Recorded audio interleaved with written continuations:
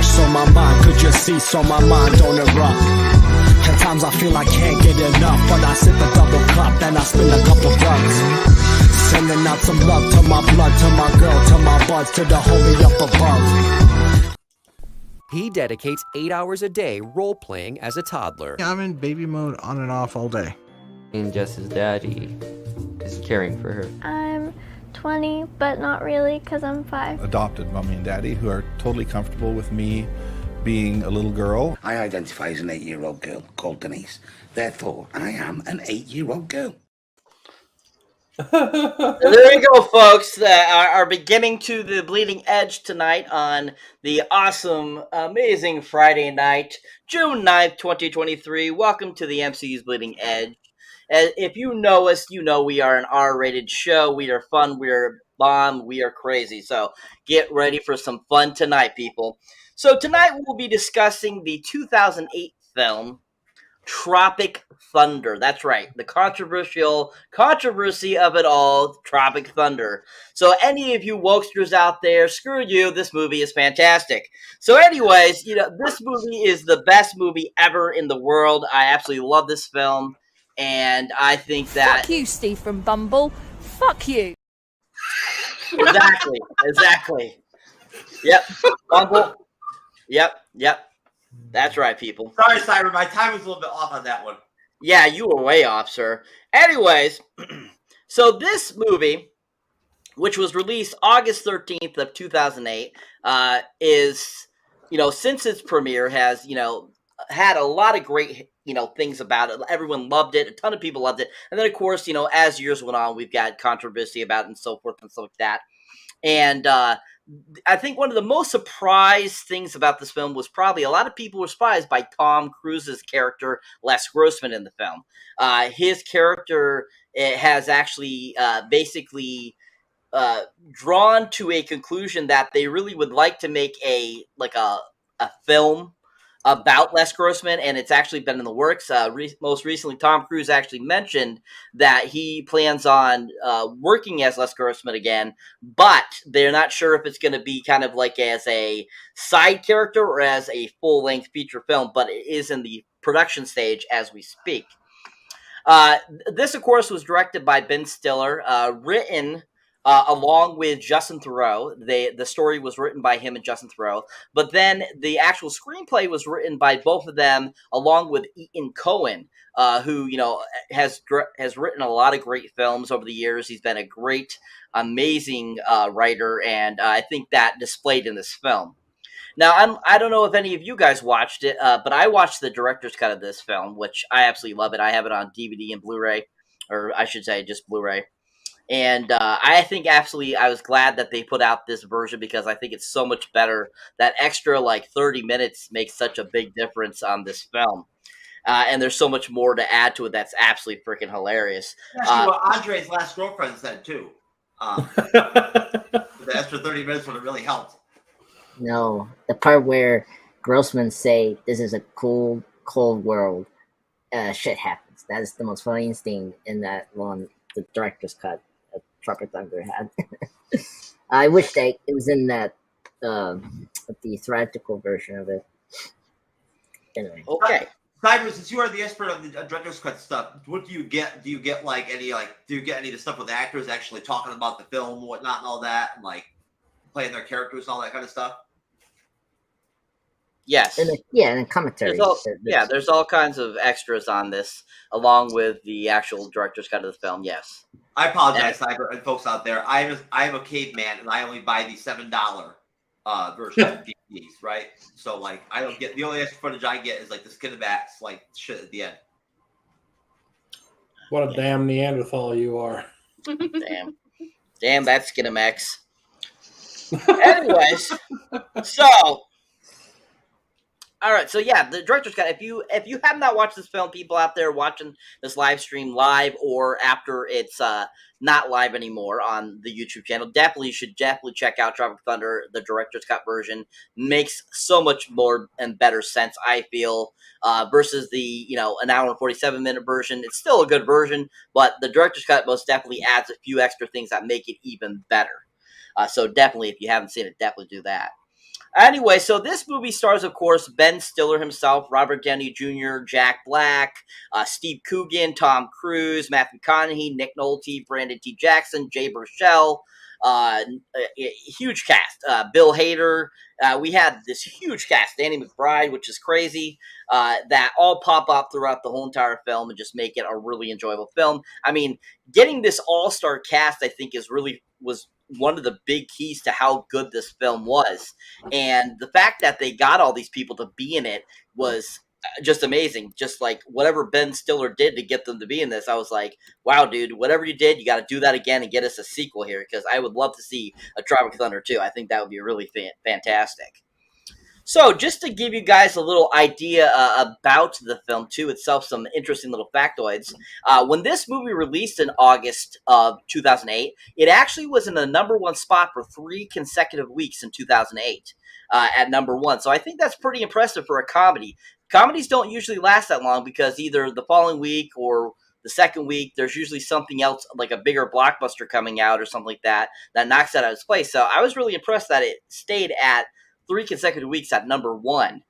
This also has an 82% Rotten Tomato score, which is really surprising. I'm shocked by that, actually, especially with, later on all the controversies that have come out about it, and how they were so upset about certain things and RDJ and all this crap. So yeah. So definitely, I think it's funny.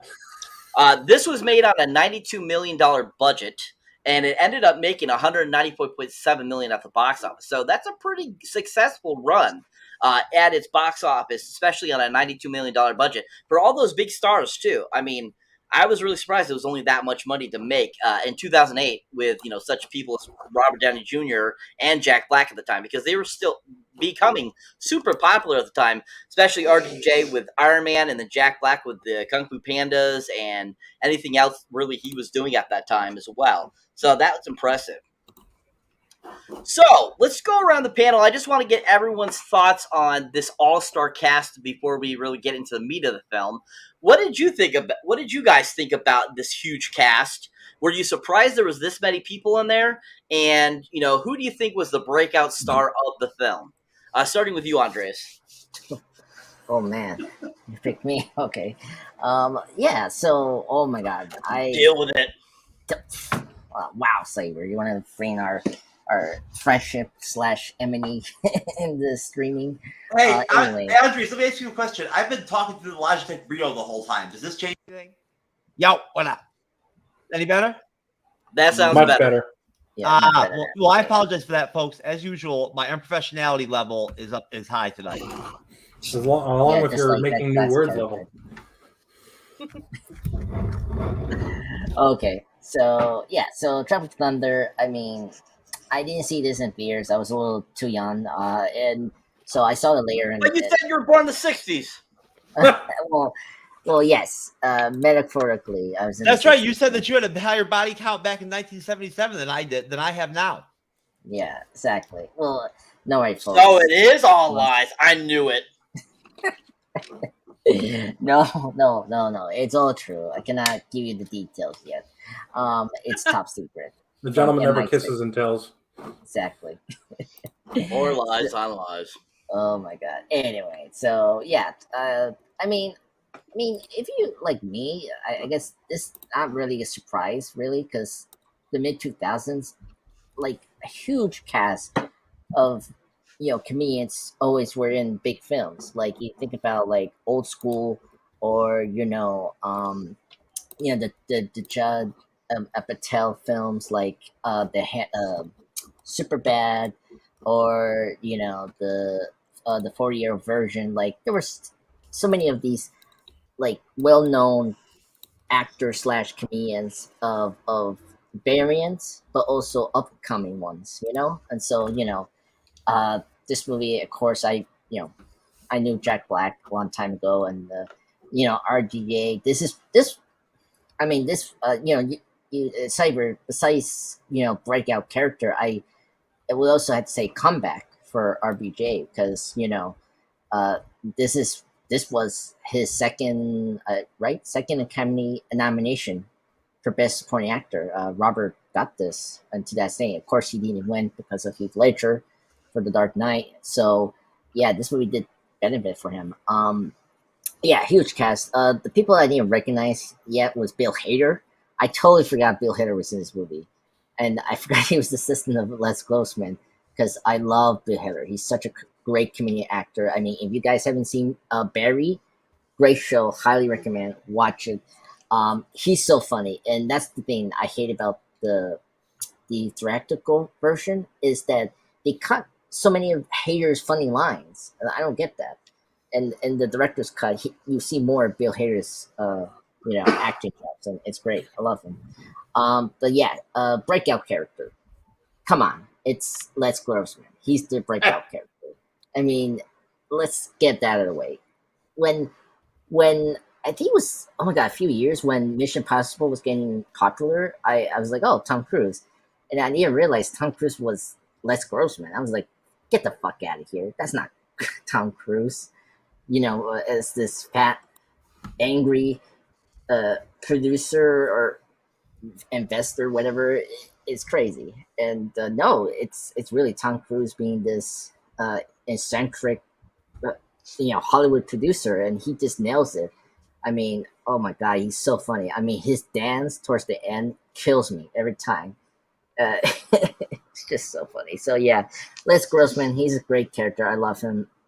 I mean, he's one of the best characters ever. If you think about sequel, forget about sequel. I want a prequel of Les Grossman, all movie about Tom Cruise just abusing and just hitting his employees would be funny as hell, but which is not good. So I just want to see that in comedic ways. Anyway, but yeah, so Tropic Thunder, great film, love it. I'm so excited to talk more about it right now. Excellent, thank you, and of course, once again, thank you for your long soliloquy. Anyways, so I'm sorry. I love this movie. Come on, Andres. I started playing with my balls 5 minutes ago, bro. Sounds about right. Yep. Thanks, Andre. We needed that. Needed him playing with his balls again, of course. No, I'm gonna. Anyways, only Andres. Even on Tropic Thunder, feels the need to go on a Oscar level deep dive fucking tangent from Jump Street, baby. You feel me? To set about up the actors. Yeah. Why do you think I chose him first? Yeah, get the I'm the Oscar winner. I'm the Oscar winner, baby. Why do you think I picked him first? I knew he would go in a tangent. Andres, you haven't figured out yet that Cyber always picks you first, bro? Not all the podcasts. I just love hearing him talk so long and long and long and long and anyways, thank you, Andres. Very good, sir. All right. Emmy. Am I saying that correctly? Is it Emmy? Yes. Emmy, okay. Just like the awards. Okay. I just want to make sure. Emmy, same question, please. Your thoughts on the huge all-star cast, and who do you think was the breakout? I mean, it was a truly amazing cast. I am pretty sure I saw this in theaters because it is no secret that I absolutely love Robert Downey Jr. We're destined to be together. I can't wait to be his third, fourth, fifth wife. I don't care. He can be my second or third husband. It's fine. I don't even have a first husband. Gee, I'm giving myself a lot of credit. Is this Tom Cruise? Are we talking about Tom Cruise here? No, God, no. Robert Downey Jr. Oh, RDJ. Okay, I was about to say Tom Cruise. Okay. So of course I was gonna see this movie. I think that he did a really good job in the role that I know hasn't aged as well as it could have. He was a standout for me. Jack Black is always a standout for me. And I think most recently, he has just become somebody that I follow on TikTok, and he just has a great time doing anything, whatever it is, and doesn't give a flying fuck. He just does what he wants to do. And I love that about him. I think Al Pacino was somebody that wasn't as well recognized, that also did a fantastic job. He was a standout in the movie for me. Al Pacino's not his real name. His real name is Brandon T. Jackson. Yeah. Sorry. Yeah, you guys didn't see the cameo by Al Pacino? What the fuck was Al Pacino in goddamn Tropic Thunder? Are we living in a goddamn multiverse of madness? That's his name. Don't get Emmy, are you smoking? Did you smoke crack too before the show? Quite possibly. Is your mutant power activated too? And you connected with me on the crack level? Yes. Yep. Okay. Well, hey. Okay. But all yeah. of the above. Yes. Brandon T. Jackson did a great job. That was another standout. I mean, this whole movie was hysterical. I mean, it's a great concept. It's hilarious. I have to disagree. I get Les Grossman. I don't think he was a standout for me, and I'm quite upset. Because I learned this on Mad Trivia podcast that he's getting that breakout movie. And if anybody got one, I would want it to be Al Pacino. I agree. Yeah. Yeah. Excellent. Thank you. All right. John, same question, sir. Oh, man. This cast is stellar. It's hard for me to pick anybody to be the best, but I'm very much in agreement with what Emmy had to say between RDJ and Jack Black. I'm a huge Jack Black fan. This was my first tattoo. If anyone doesn't know what that is. Oh, that's awesome. Pick a Destiny. Yep. I not to plug myself, but I did a Pick a Destiny episode on my show. I love Jack Black. I can't speak highly enough about Jack Black. The fact that he braved the bleaching of his hair, despite that being one of the things that he was extremely reserved about for doing this movie, is something that is a testament to his willingness to go beyond his own personal limits for the sake of a good laugh, which, beyond the fact that he was clearly not a heroin addict, but still portrayed a heroin addict. I mean, the guy is just beyond words phenomenal. So it is probably a 60-40 split between him and RDJ as who my two breakouts are for that movie, with him being 60 and RDJ being 40.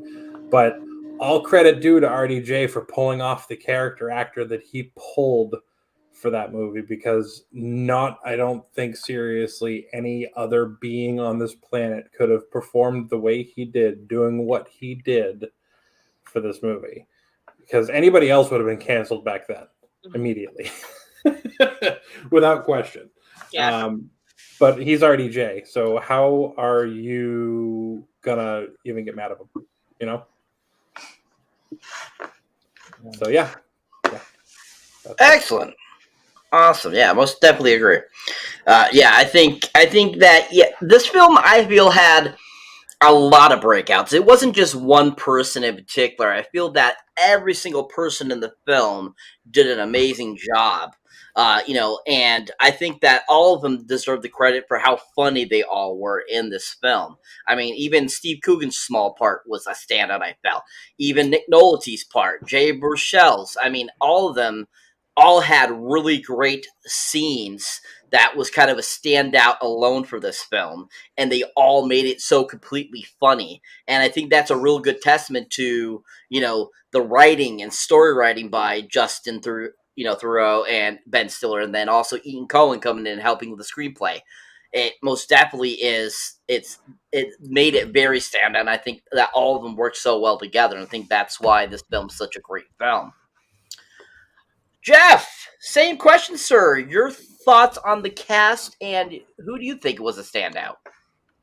Well, first of all, I just want to address Mr. Strasky Gaming. Inception, that's the wrong review, bro. You got to go back in time or some shit or whatever and whatnot. This is Tropic Thunder. You know what I'm saying? Yeah, if you look closely at the person in that picture, you might recognize the schmuck that's in that picture as me. That's you? Yes. Oh, okay, holy shit. I thought it looked like I didn't know you had dreadlocks. Thus Inception. I thought maybe you know what? I thought maybe that you were one like that chick I met a couple weeks ago that I told Cyber about that lives in the Inception dimension. No. You know? Nope. Yeah. Man, that's some good crack. Yeah, that's why I explained to her, but like when I wasn't feeling her too much, I was like, yeah, I think you live in the Inception dimension, to be honest with you. Yes. Anyways, but no, as far as the casting goes, it's outstanding. Honestly, it must have been the timing. or something and whatnot to line them up like that. I mean, I think you mentioned, and I'll pull it up myself, Cyber, but I mean, Nick Nolte was great in it. It's almost like, in a way, it's almost like an ensemble comedy film, like if you want to, if there is one, like it's a full-fledged ensemble, right? Comedic film, classic comedic film, which you don't see that very often. Think like, I don't know, the Rat Pack, right? But like, doper and like more like real time, and you know what I'm saying, and like, well, you get what I'm saying. It's a great cast. All the even the smaller roles are well cast. Jay Baruchel is freaking great. He's outstanding in it. If anything, there's actors in this that if Ben Stiller wasn't in it, or he hadn't directed it, if Jack Black wasn't in it, if RDJ hadn't killed it with blackface and shit, then they probably would have shined, right? And like broke out through this movie possibly. You see what I'm saying? Like literally. But just because RDJ is so good, right? And like sold that character so well, and fucking, I mean, literally fucking, Jack Black like can fucking like tell jokes and be funny in his sleep. And Stiller's always been funny as shit. You know what I'm saying? Like, and he did, and the fact that he directed this film too, I forgot about that. He did a hell of a damn job, right? Like, he deserves serious kudos for that shit. Now, I mean, did you mention earlier how much the budget was for this? Yes. What was it? It was $92 million to make, and it made $195.7. See, that's crazy. $92 million in 2008, and they managed to get all those actors and actresses signed up for that. That's insane. Honestly, I'm surprised. I would have thought McConaughey and Cruise in their small roles on their own would have pulled down some serious cash. But just to match you, Andres, McConaughey kills it in this movie, bro. Yes, he's funny as shit. No, but great casting, and you know what? Not just that, but great use of actors, right? In those small roles like Cruise and Matthew, where it just worked perfectly. Right? They stuck them in those spots and they fucking killed it. Both of them. Right? Now it's one thing to like throw like straight up goat motherfuckers up as your top three, right? Like some Cap, Iron Man, Thor shit. But then on top of that, when you throw like well-known brand name actors up in some shit on some like side roles, and they fucking kill it too, that's some serious shit. Agreed. Most definitely. Yeah, so I mean, yeah, I agree. Yeah, most definitely. I think that there's a lot of interesting particles to this film that just make it very interesting at how well done it was and how it did so well as well for its time. Because if you think about it, comedies tend to do okay at first and then they kind of build, whereas this was right off the bat a great film, and it was a huge success right off the bat too. So I think that proved that there was just so much goodness to this film, and that it was a well done film. Shout out to Paramount and DreamWorks for putting this movie out too, because I think that out of all the companies out there, I'm surprised they're the ones that put it out. And I think that was a right choice for them. They got really a lot of good success for that. So as we move on, so the beginning of the film, I absolutely love the beginning of this film because it's all those fake trailers. It starts off with these fake trailers for Scorched Earth. Starts off with the fatties. Starts off with the booty sweat drink by Al Pacino, It's freaking hilarious just how they start that off. And then basically we go into that where they're shooting the film, shows it like you think it's kind of real, it's going on, and then all of a sudden you find out that they're filming, and Ben Stiller and Robert Downey Jr. are having a hard time with their scene because Ben Stiller says to stop after his hands have supposedly been blown off and stuff like that. And he's like, I can't read this right. Is he supposed to be crying? And we're both supposed to be crying and this and stuff like that. And it kind of gives you a feeling of kind of what Steve Coogan is dealing with as the director of this film. And basically, it starts off almost like a real war film too. Mm-hmm. And I like that aspect about it. And it gave you all that feeling of like an actual war film throughout this whole entire film. Like the music itself is very, very well done. Make it sound like, one of these Academy Award winning, war films and stuff like that. And I think that that was really great planning by all. And the fact, because Ben Stiller actually said that he started thinking about writing this movie back in 1987, actually, after he had seen Vietnam War films back then. And, he started writing this and getting the idea behind making a parody of these war films at the time. And of course, it took, about 20 plus years before it got, actually filled completely out and decided to make the movie. But still, I think it's interesting that, this thought process started, back in 87, which I thought was really cool. But so basically, they start having their difficulties with the production. Basically, they shut down for the day, and we go back to the hotel they're staying at, or motel. And there we kind of see them kind of in their elements, doing their thing. That's where we're introduced to Les Grossman for the first time, Tom Cruise's character. We get kind of like, Ben Stiller is kind of this, action star that is kind of declining, and this movie's supposed to be the movie to kind of get him back into the big eye, the Academy Award eye, and stuff like that. And he's watching the TV, and it's showing like all these things on him, and how his scorched earths kind of got worse and worse. And he's like not like really into it. He's got the fake claw hands to practice like he doesn't have hands, like Nick Nolte's character and stuff like that. And like I said, that's when Bill Hader's introduced as well. Les Grossman, aka Tom Cruise, and basically they kind of have this production meeting with Steve Coogan saying, what the hell's going on? We're already 2 weeks behind. What happened today? All this kind of stuff. And basically, Tom Cruise says, I'm going to take my fist and push it up your ass and stuff like that. And like, you got to get this back on course. And he has one of the production grips punch him in the face, which was super hilarious. And basically, after they have that kind of conversation, saying he needs to get this back, and he's got to stop screwing this up.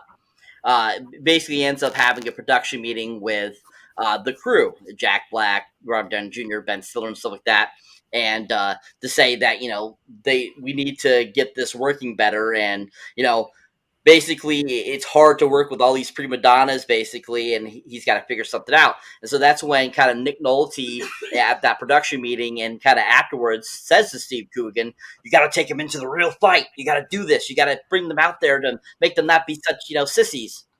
And so basically that's when he decides, okay, we're going to start shooting, but it's just going to be you principal guys. Excuse me. And so basically, he decides to take him out there doing what Nick Nolte suggested. So basically, they get out there, and Steve Coogan's telling them, "This is what we're gonna do. We got cameras all over the place. So we're gonna film you, and you're gonna be in the prime of the jungle. You're gonna follow the script and stuff like that." And he like smacks Jack Black around a little bit too at the same time, and basically, tells him, okay, we're going to do this. And he starts to walk a certain way, and that's when all of a sudden, boom, an explosion goes off, and he basically explodes. So we'll stop there before we get more into the meat of the film. So, what did you guys think about kind of that opening sequence? Getting to know the characters, those trailers, and what did you think about them killing off Steve Coogan as well? And was there anything you guys noticed that you thought was fun or interesting as well in those scenes? Starting with you, Andreas. Well, I don't know what's your guys' favorite trailers. Mine was the Sentence Alley, the religious. You didn't mention that one. Yes.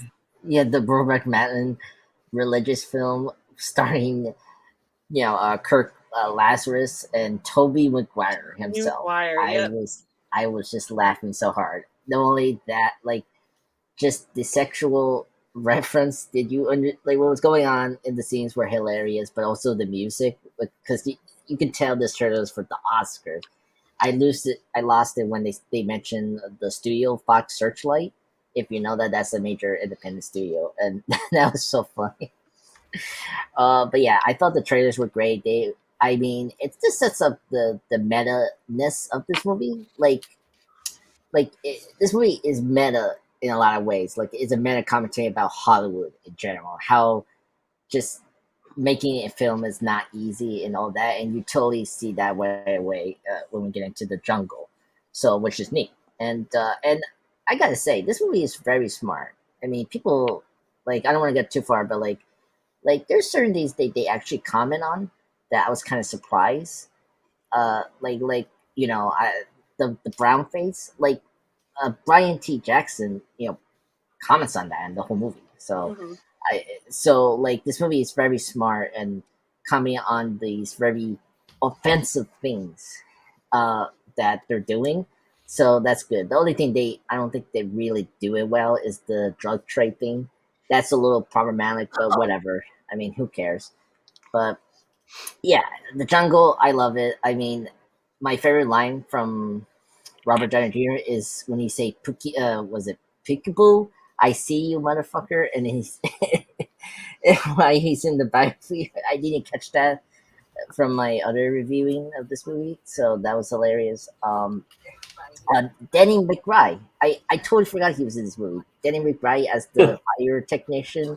Oh, I love him so much. I love the running gag of him saying that he blind Jamie Lee Curtis in Freaky Friday. So I love him. He's a great character. I thought his obsession with explosions is just ridiculous.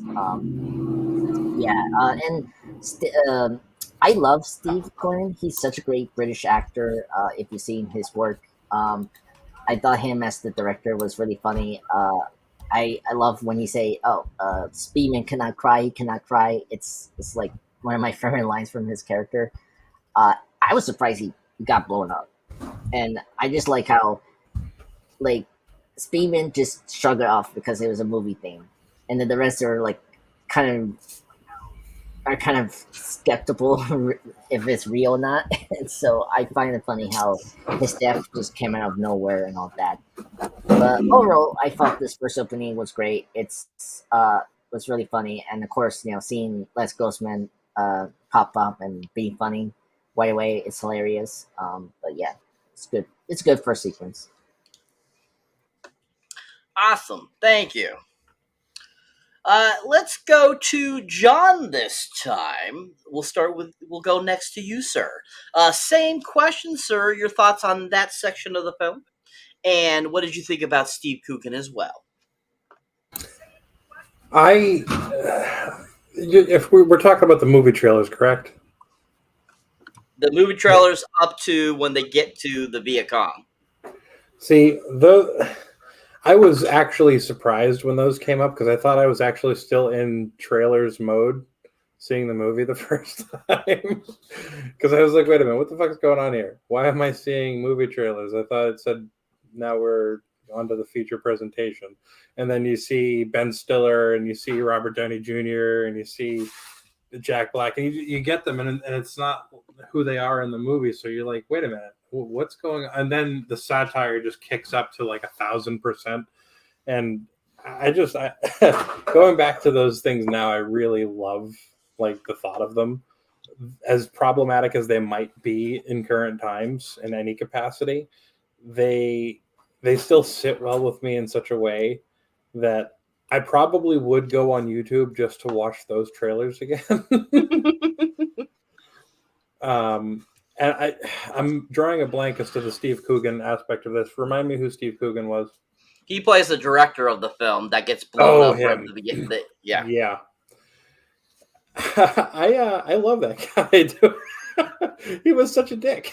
He was such an ass, and then it was like poetic justice that he just. I can't remember a lot of the sequence of events from this movie. I was trying to find a way to watch it today and I couldn't. But knowing as much as I do about having remembered the movie, and I just did it not too long ago with Emmy for the trivia aspect. So you keep saying stuff that I already knew from the trivia. And I'm like just remembering scenes from it. But that blowing him up scene, I just completely threw me off because I was like, wait a minute, they're supposed to be doing a movie. And now the director's gone. So it was kind of like I viewed it as a hard thrust into reality for them. And that kind of took me for the ride that I didn't expect for the first time I saw the movie. Someone's dog is very happy. It took me for the ride. I mean, I wasn't expecting him to get tossed out like that quickly, and then knowing they were basically getting dropped into a war zone after that, or because of that, or during that, however you want to frame it. It kind of made me want to sit back and buckle up because I knew some shit was going to go down. Mm-hmm. Most definitely. Yeah, I agree. I mean, that sequence there, too, the funny thing about it is that, when they first get into it, they totally, think that it's still part of the movie. They didn't realize that, that, Steve Coogan really just died. So it's like, it's like, oh geez, like, so it's kind of funny because this ends up making something out of nothing that they were having a hard time with. So I think that's really interesting. That's how it ends up going. Yeah. All right, Emmy, same question. Okay, so there's 3 things that really stick out in this intro for me, and the first one is definitely Satan's Alley, and I was totally going to call you out for not naming that. That is hysterical. Satan's Alley with Tobey Maguire in there, in just the absolute, like you said, Brokeback Mountain feel. Yeah, I would go see that movie in a heartbeat. The second thing that really sticks out to me, I'd like to be in the. I'd like to live in the Brokeback Mountain dimension for a couple of minutes, so I could be and participate in some of the, the Brokebacking. Well, I think RDJ would definitely break your damn back. Oh man, I wish. Oh, what a dream! Oh my god. This isn't Patreon. I mean, I feel like I say that on a daily basis anyway. Like, that's just public knowledge. Yeah, you probably do. The head, whenever Ben Stiller holds the head up and he's like, it's just corn syrup and red dye, and he's like fingering the neck of it. And I can't eat anything while I'm watching that, even though I know it's completely fake. It looks fake. I mean, props to them for doing practical props. No pun intended. But, like, it was just, that still is probably one of the first images that pops into my brain whenever I think of this movie. And then Danny McBride in that first sequence when he's like, we only got one shot at this. And, like, he fucks it up and he thinks somebody says go and it's not a go and it's a complete and total fail. They just blew the whole load on the jungle. on the jungle. That's great. And then this is just a weird parallel, or I don't know, just a weird direction my brain goes. Have you guys seen Saw 3? Yes. Nah. Okay. So that's the one where they're supposed to like work together, but humans suck, and so they don't. And so they get to the final thing, and it's 2 people, and they're supposed to, right? They're supposed to like put a certain amount of blood into a container, but right? I'm thinking of the right thing. But it's like that's the third one. The third one is with where he has to go through several different. He breaks the one black guy's neck, and that's the one with the shower scene with the chick in the shower. She's naked and she's frozen to death, and it's also Angus McFadden is the main character in that one. The one you're thinking of like is the FBI agent or the cop who's trying to track down Jigsaw, and it ends up with him on a block of ice. Is that no? Okay. I've gotten all the saws mixed up. Okay. There's only like 9 of them, so I know. I've seen them. 10 comes out this October. Shut your mouth. Yeah. Nope. 10 comes out this October. I haven't seen probably 3 of the most recent ones, but fun fact, really quick. I want to just interject. My mother lives 30 seconds from Tobin Bell. What? Yeah. Ooh, I don't know. Where's our autographs, bro? Jigsaw. Oh, she lives okay. right up the street from Jigsaw. I'm glad she's still alive. Congratulations. She's really nice in life, I guess. No, the one I'm thinking of is there's a saw that goes down the middle of someone's hand, and I had to look away from the camera. And I think what happened when I looked away, what I envisioned was happening on screen. was different and probably worse than what actually happened on camera. But whenever I see that first, like, with the guy's hands blown up and Chuck Stevens trying to cry over them, that is very similar to what that Saw movie is in my brain, with his just like blown up bits of skin just wiggling around. In my head, the saw just went all the way down, and it's just like two halves of a hand, just like tentacles. Yeah, that's Saw 5. That's Saw 5. Okay. Well, at least I saw that many. Sure, I saw that after that. I like that one had a different feel. Yep. I don't like horror movies, There you go. That was the best with Chester Bennington. but I loved all of the Saw movies that I saw. Good films. No pun intended. Saws that you saw. Yeah. But yeah, those were my thoughts about the opening. Just it Excellent. fantastic. Thank you. Yeah. All right, Jeff. Same question, sir. Your thoughts on the opening trailers and then the opening of the film up to when Steve Coogan gets blown up. No problem, sir. Well, Me Foley. Sorry, can we cut? What is going on here? I'm about to jump off this helicopter like Wesley.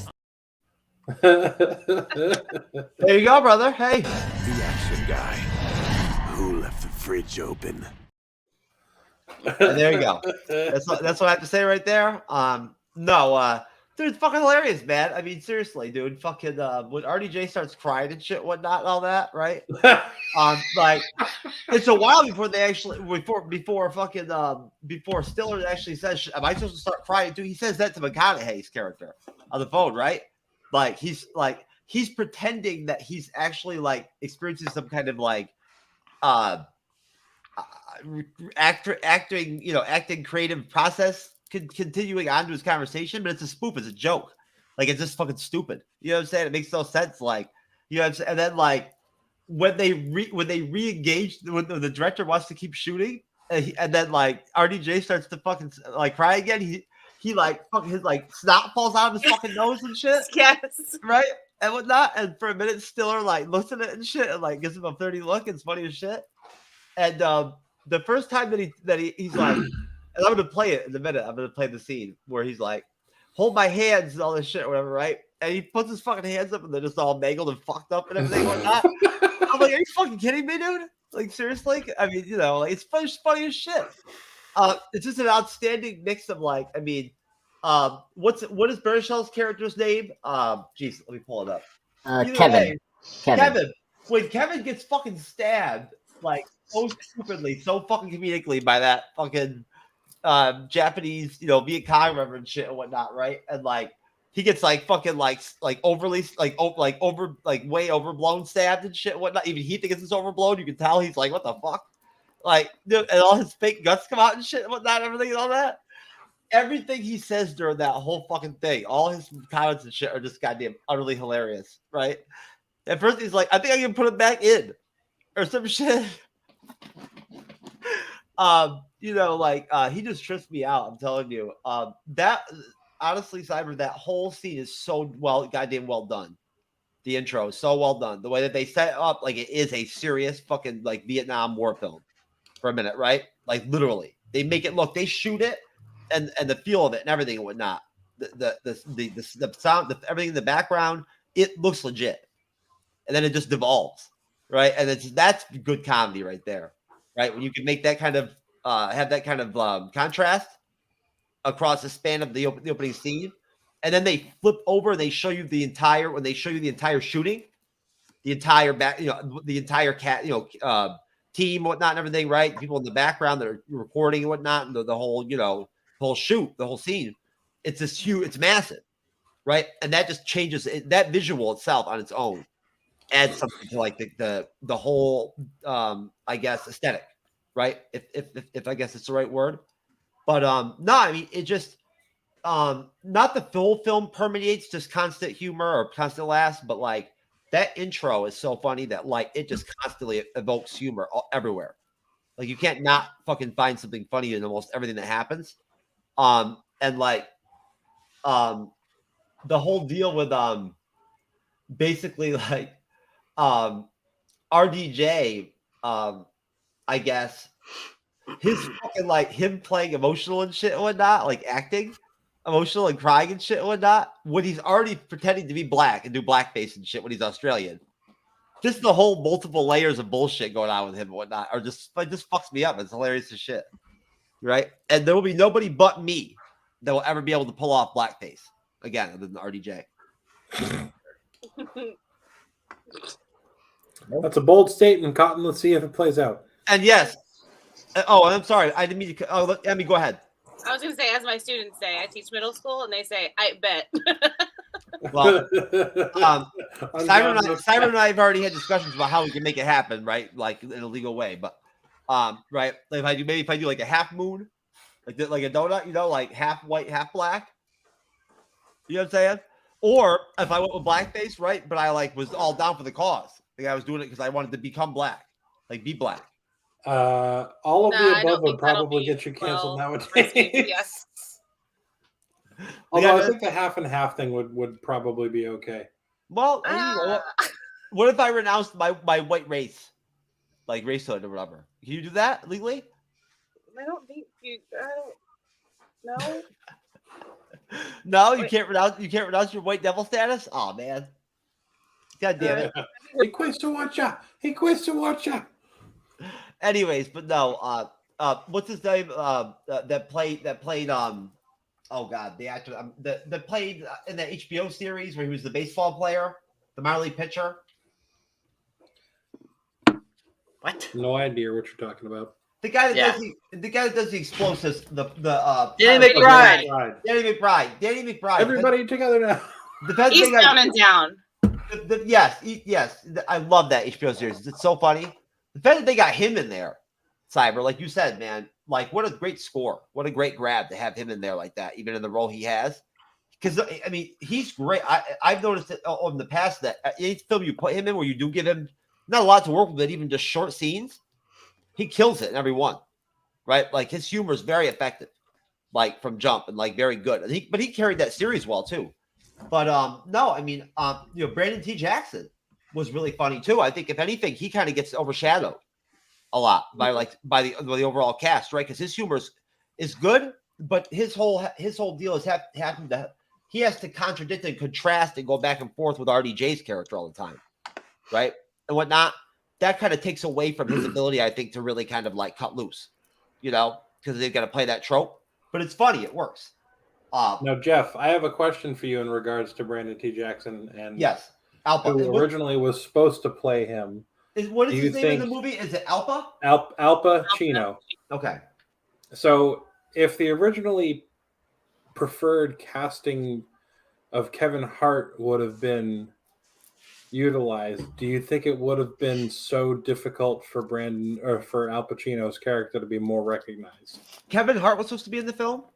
He was originally looked at for that role. Am I remembering that right, Emmy? That's what we talked about on the show. We're talking 28 here. Wasn't Kevin Hart pretty popular at that point? No, he was just starting. Yes, just starting. Okay, I just wonder how they could even get him. I mean, honestly, I don't see how he wouldn't have been a good addition. He would have been better than him, yeah. What are you kidding me? That guy's funny as shit.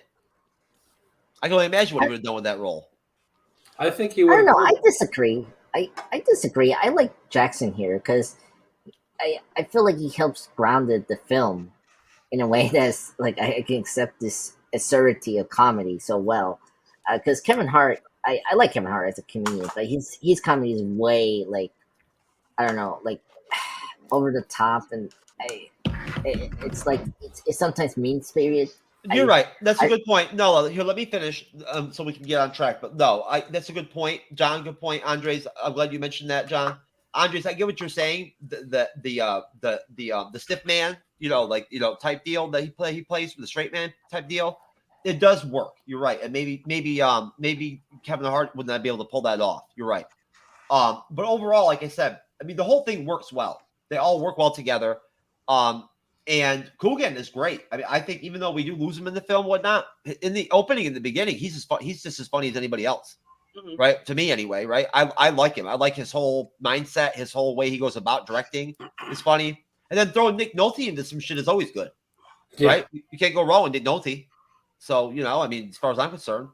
Unless you put him against Hulk and Hulk. Well, at some point, Cyber, we're going to have to freaking...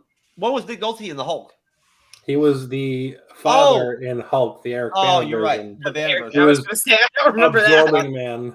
No, you're right. But no, and we're gonna Cyber at some point we're gonna have to review something with Nolte, like you know, one of the Lethal Weapon films or something like that. Not Lethal Weapon. What were they called? 48 Hours. 48 Hours. Those ones are fucking great, man. Lethal I'm Weapon. sorry. My bad, bro. Come on. Hey, look. I don't care. You get those two mixed up. You are chopped liver now. Hey, listen. I'm stoned, okay? And yeah, what else is new? And there you go. So, but no, it's great, man. It's well done, like I said, and it's well shot, right? It's very well shot, I think, right? For 2008, I think that. Well, I mean, I shouldn't say 2008. It's very, very well shot. Everything looks really good. Everything looks. I mean, then again, I watched my 4K TV, so that helps. But no, the scenes were good. The scenes were good. I mean, look at where they're shooting. I mean, I don't know where this actually is, but it's supposed to be like Cambodia or Vietnam. I think it's Vietnam. And I mean, honestly, they do a good job of actually like giving you some elements of what you'd see in a typical like Vietnam type film. They do give you some of those shots, but you know, that look pretty deep. They look pretty interesting. So yeah, I thought it was really well done, and I think that Ben Stiller did a great job overall directing the film. Did he write it too? Ben Stiller co-wrote. He co-wrote it too. Okay.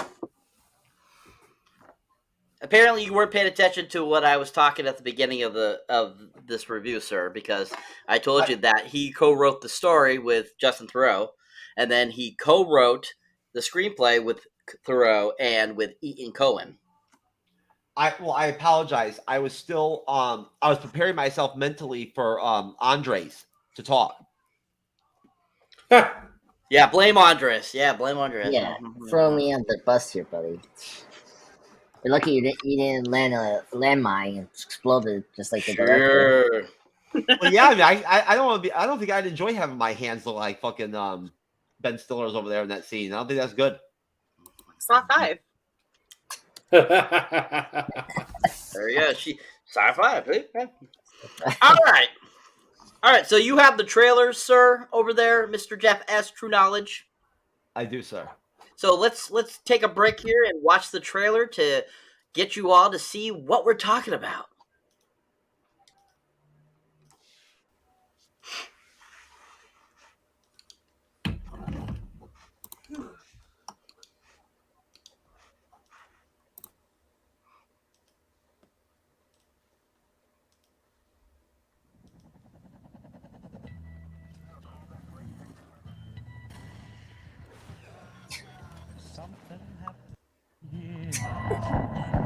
What it is ain't exactly clear. There's a man. I'm coming, man. Don't you dare me, Foley. I'm sorry, can we cut? What is going on here? Hey, I'm about to jump out this helicopter like Wesley Snipes. I'm doing the scene right now. What scene? The scene is about emotionality. Where is it? Emotionality. God, I am dealing with a bunch of prima donnas. The action guy who left the fridge open. The award winner. Critically acclaimed Australian actor Kirk Lazarus underwent a controversial procedure in order to play the platoon's African-American sergeant. I know who I am. I'm a dude playing a dude disguised as another dude. You think you can do what I do? Take a picture of this. This summer. Want to make this movie right? We take those boys up there, put them in the trees, shoot the whole thing guerrilla style. Real fear in the right. Yes. The movie they think they're making Exterior, rainforest, dust, cut to a frightening jungle. isn't a movie anymore. So what? This feels really real! Exactly. Let's use it! Taking a speed, man. Some of us might not make it back. What do you mean? Like, not on the same flight? We'll send you here. Oh, hey, dude, you all right? Totally leaned into that, bro. You want to do one more?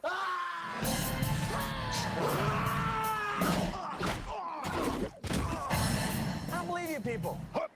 What do you mean, you people? What do you mean, you people? You people.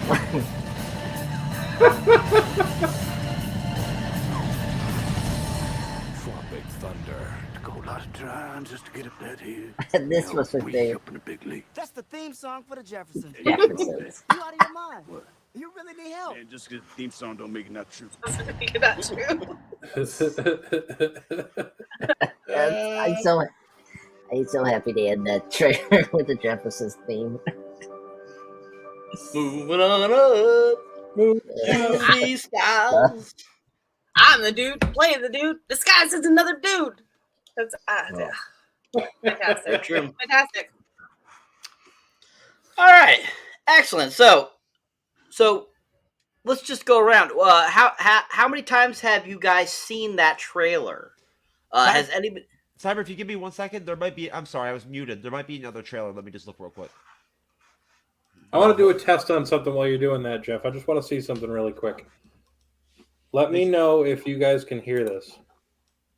I want to share my screen and see if you guys can hear this. Let's see.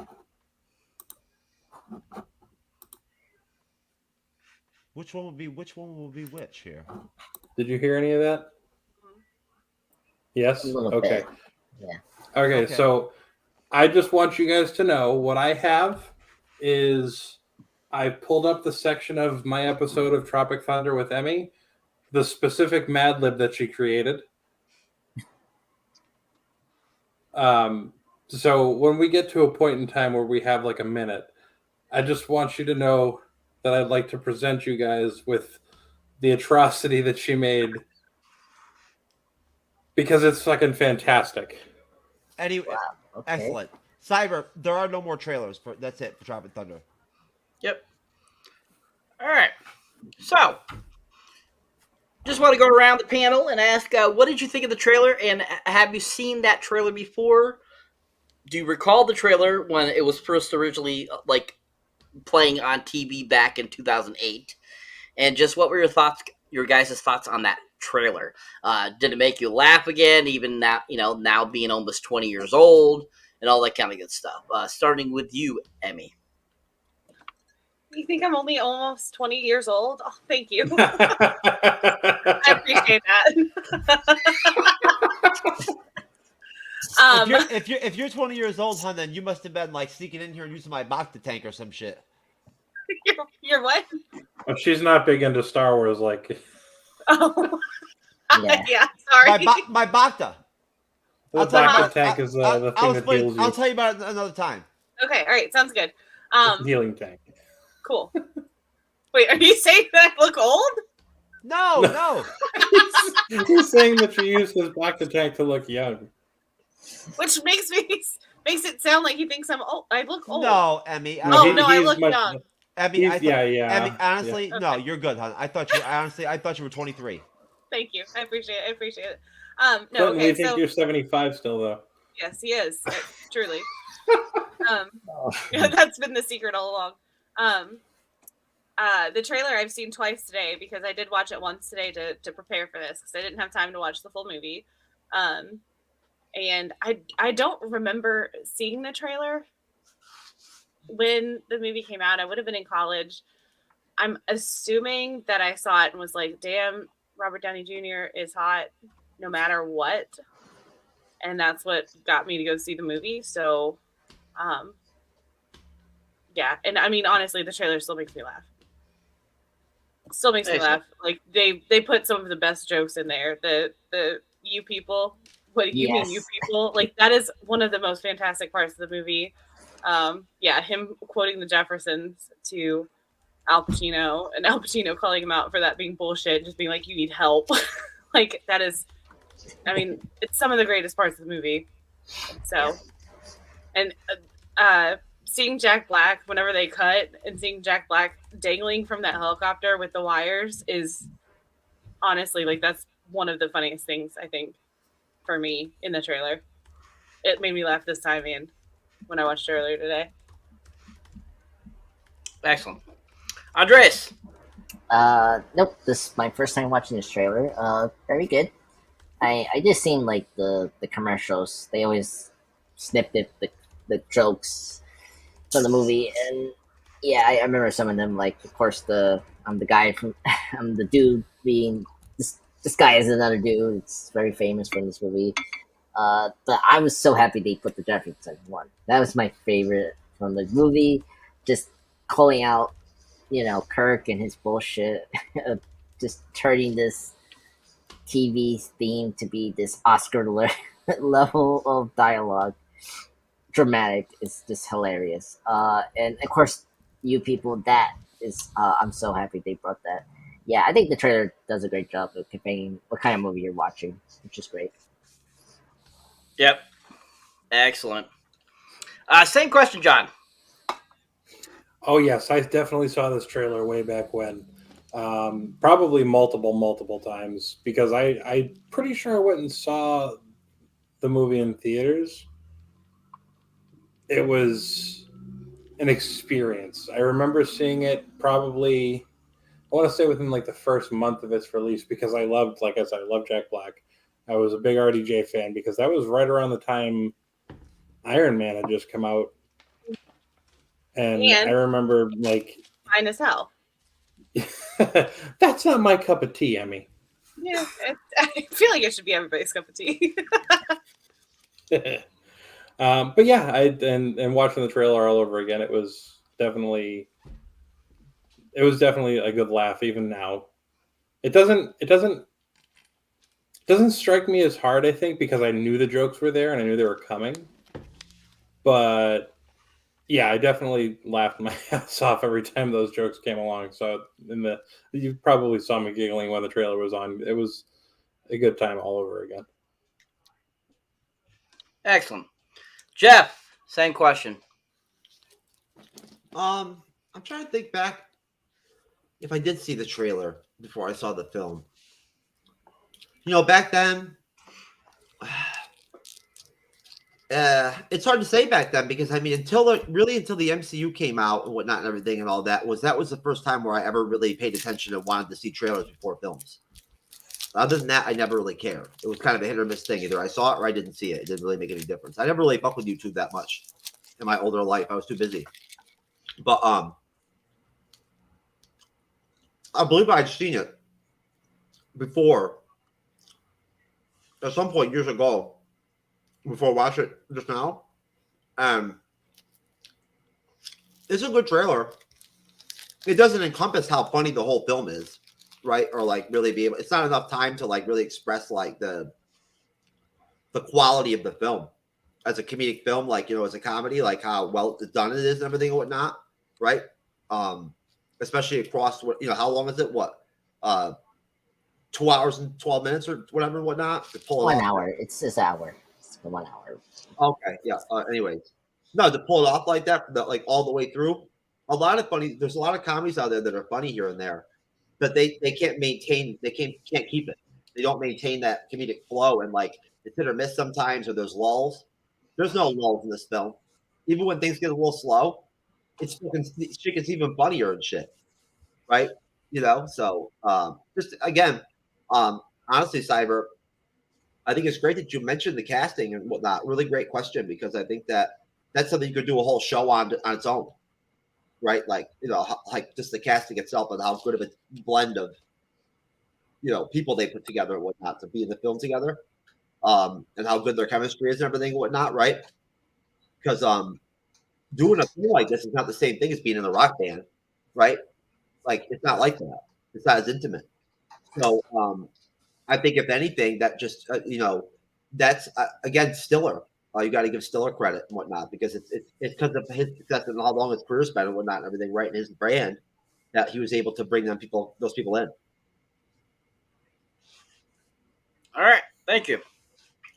Okay, so as we return to the film after Steve Coogan's character, the director, is killed. That's when basically Ben Stiller, out of the bunch, thinks it's all fake still. Mr. Tug Speedman, And so that's when we have that great little, messing with the head thing and stuff like that Emmy can't watch without eating. And so he plays with that, and Lazarus is kind of like thinking, he's not convinced that this is all a joke. Like he thinks he could be dead, really. And so basically, Ben Stiller convinces them all to basically go with the script and just start going and filming.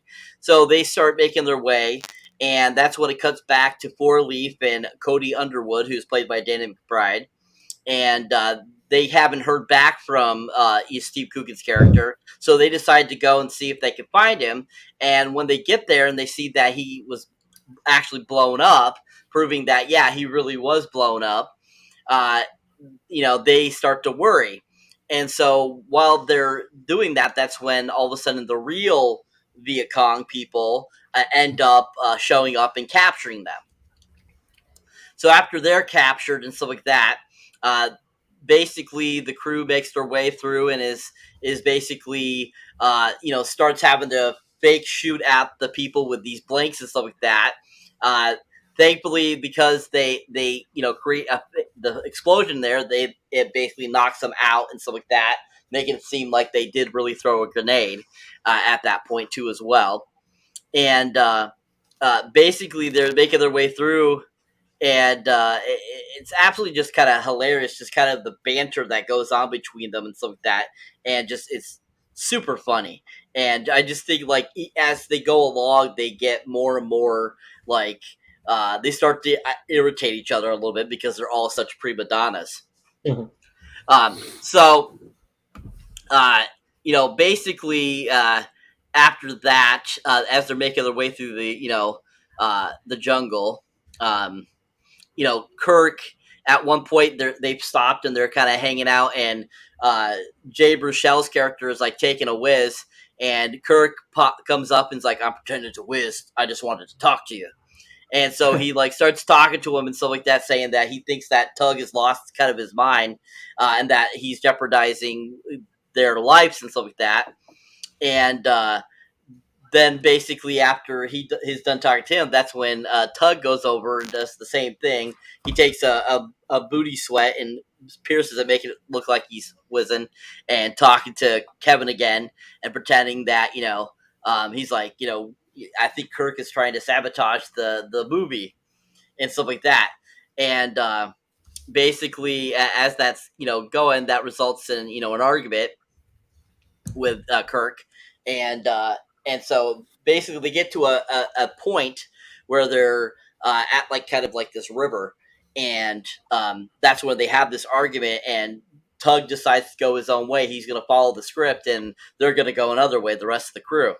And so that's when we get kind of that great like vantage point and stuff like that. We see Tug alone, and he's like chopping his way through the jungle and stuff like that, and the others are going their way. And that's where Jay Baruchel is like talking nonstop. And at one point, Robert Downey Jr. is like, "Were you talking to me the whole time?"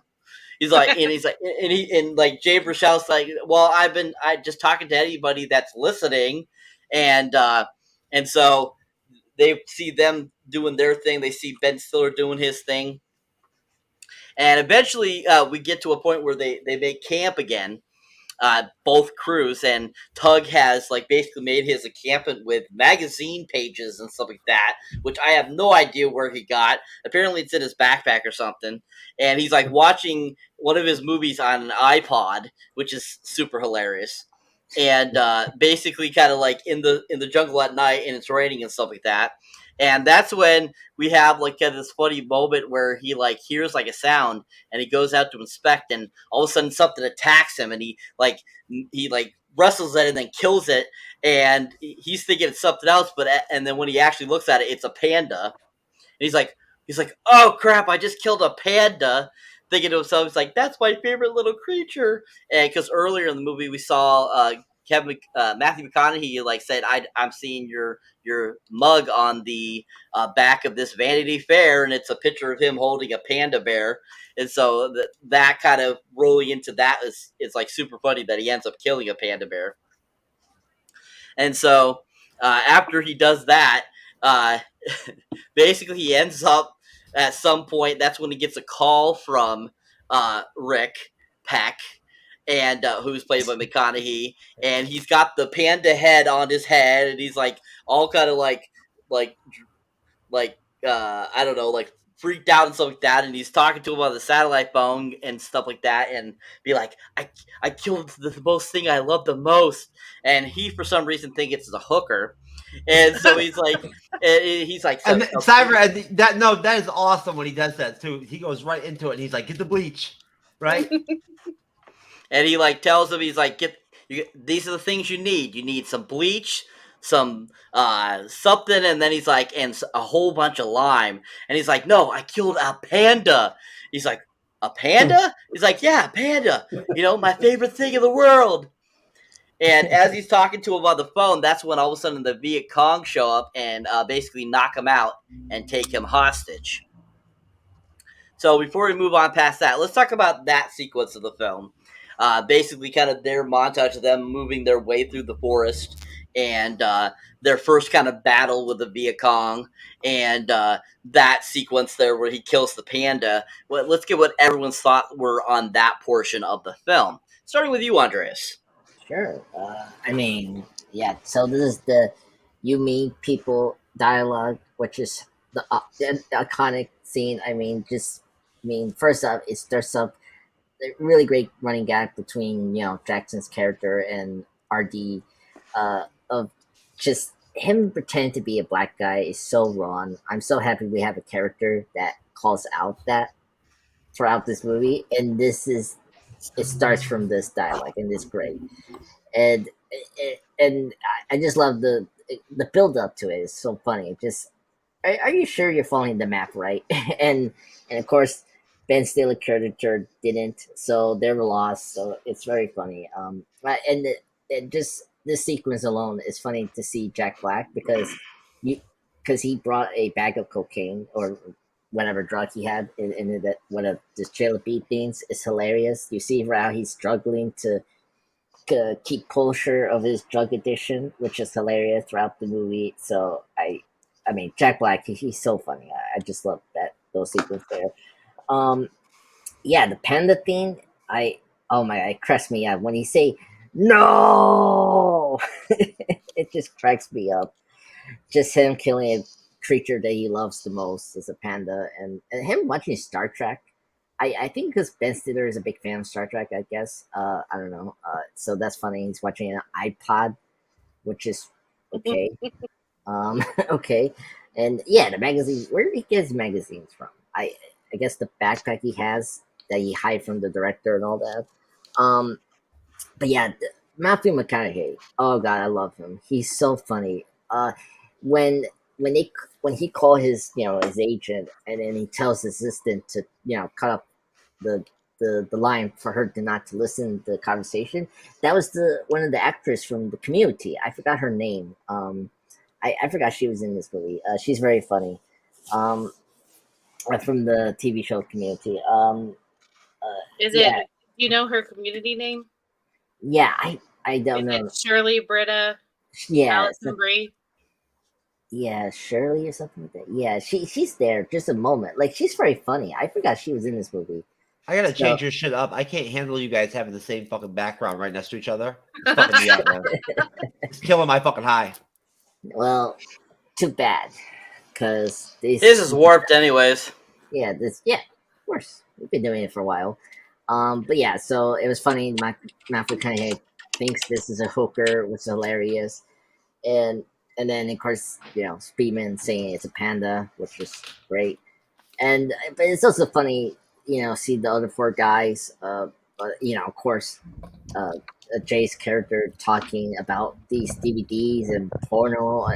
Like, I was like, what is going on here? I can't believe he's talking about that. And then it's so funny that Robert Downey Jr. didn't listen the whole thing. He's like, you've been talking to me the whole time? And it's like, well, I thought everyone was listening. And he said, like, Jesus Christ, no. Which is hilarious. Yeah, and then, they're captured. So, yeah, this is a great comedy sequence. I mean, this is the part I really get into the movie. The pacing is really good. That's always... I I feel like today's comedy has been kind of okay because they've been dragging too much comedy because of improv. Here, I feel like Tropic Thunder is like the last true great films of comedies that's been well edited and like the jokes land so good. I think this movie is well paced. I think it's a good second act. I really enjoyed it. Excellent. Thank you, sir. All right. Emmy, same question. Your thoughts? Okay, I'm gonna figure out who that Community cast member is because I love the show Community, and I can't think of it off the top of my head. But I'm gonna figure it out and stay tuned. I don't love seeing animals killed ever. Period. Ever. At all. I know it's fake, but it's a panda, and pandas are adorable, and they're not aggressive. And that was just like, I need to get it. And I get that it's fake, but it still is a stab in the heart. It's okay. I'm a woman. I've got a weak constitution or some shit. I love seeing them get sick of each other. That to me was probably one of the best parts of the movie, where they just start to get on each other's nerves so much because they're all such the main character of their own story that they just can't be bothered with other people. Which, speaking of, when Ben Stiller goes off and has his own just like main character arc, and he's watching a movie on an iPod, which makes sense because you had to download movies on iPods back in the day. Like, iPods didn't have internet capabilities, did they? You had to plug them in. No. Sorry, I'm a youngin. Just kidding. You had to plug them in and download the movies on iPod videos. Yeah. And to your point, the fact that Robert Downey Jr. had to play an Australian actor who was also code switching to play a black actor, like he had to have an Australian accent in some scenes, but then also have like a black accent in other scenes, like a whole new level of like, wow, the holy shit. Props, and also like, damn, yeah. This movie, I don't know if this movie could have been made today. Excellent. I totally think that it should have been made today. I think that it could have been made today. Most definitely with certain elements, of course, changed, but because of how sensitive people have become. But anyways, it still, I think, still shows the test of time how many people still love this film even now in this time and age. So I think that's a testament to the film itself and how good it is. Most definitely. But thank you. Awesome. John, same question, sir. So I to start with, is it Jackson or Johnson? Brendan T. Jackson? Yeah. Brendan T. Jackson. So with him and Robert Downey Jr. going back and forth with how he's not black and he's trying to basically be black, but as Emmy said, Australian, and trying to mask the Australian with the black accent. And just the way that Brandon T. Jackson is utterly mocking him. Mm-hmm. We don't talk like that. And then he just he hops away like a kangaroo after calling him Kangaroo Jack. That shit. I have to retract my earlier statement about Kevin Hart. I don't think he would have been able to pull that shit off in the least. No, I agree. He's well, and even the way that. Sorry, go ahead. I was gonna say he's not tall enough to. Oh damn! Damn! Best burn. I was just gonna say it's almost go ahead, like he's or Kirk Lazarus is doing a character study of Al Pacino. Yeah, and he's not doing a good job. No.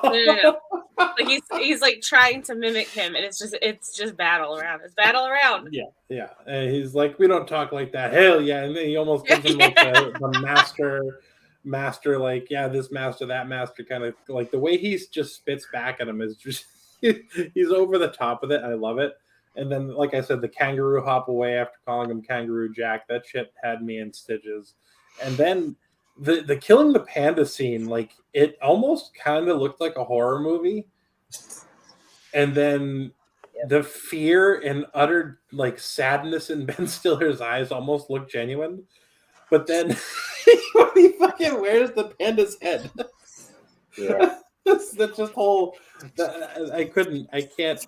The transformation from being like a panda lover to wearing a panda as a suit, that shit's a little wild to me. Because I don't know how quickly you would find yourself in that circumstance, Emmy, but I don't think I could ever wear the suit of a creature that I loved. No, God, no. No. No, not much less like carve out its dead body. Like what? Like Yeah. what he had to do to get the helmet, the panda helmet. Like, no, I can't. Yeah. I can't. No. Like I Also, can't watch Dr. Pimple Popper. Like I'm not near. Also, But yeah. like, his knife can cut through kind of like that. Like I don't know. It's so bizarre how he Where did cut he- out the panda. Where did he learn how to cut out a panda into a helmet? Where are we at? Where are we at here in the rotation of the query, sir? What do you You're mean? next. You're next. Am I next? All right, great. Yeah. We gotta get the flow going here, folks. We're at an hour and 20. You know what I'm saying? Whatnot. We still got a lot of film to fucking cover. So Yeah. right. Anyways, right. Like, let's cut out some of the side conversation and shit and whatnot, and focus on the fucking meat, baby. You feel me? Yeah, that's what he just did. He focused on the meat. He cut it all out. That's what I'm saying.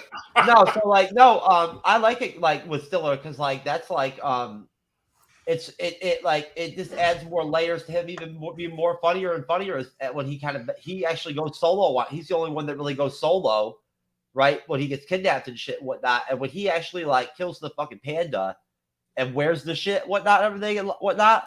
Obviously, you realize at that point he's out in the fucking like wilderness. He's in Vietnam and shit in the jungle with a fucking panda shit on and whatnot, everything, right? Like he's fucking nuts. Like he's losing it and shit, whatnot, right? Like he's like going into Simple Jack mode and shit, everything, and whatnot. And this Simple Jack shit is goddamn hilarious. I'm telling you right now, that alone would not fly now. Like the blackface is one thing. That Simple Jack shit would not play. You could not make a film and use humor like that and whatnot. It would not work out. It would not work out at all. It would cause an outroar. No, it wouldn't happen. Honestly, Cyber, I agree with you. Basically, that it should be movies like this should be made still right now, right? Hey, don't get me wrong, it's not easy to make a good movie like this. It's not like everybody can just do it. But what I'm saying is that I just don't believe. I'm sorry. I'm not trying to get political at all. I am opening up this vein. I'm just saying that I do believe we're at a point where there's many aspects of this film and tropes in this film that you cannot do now. You can't. It won't work. Someone will get too offended and whatnot, and it will become a big fucking spectacle and whatnot, everything, right? And we don't need that crap. No, for sure. It would be too much of an outcry. Like legitimately, everybody that made the movie would be canceled. Not even the fucking what's his name? That plays the Brandon T. Jackson character, right?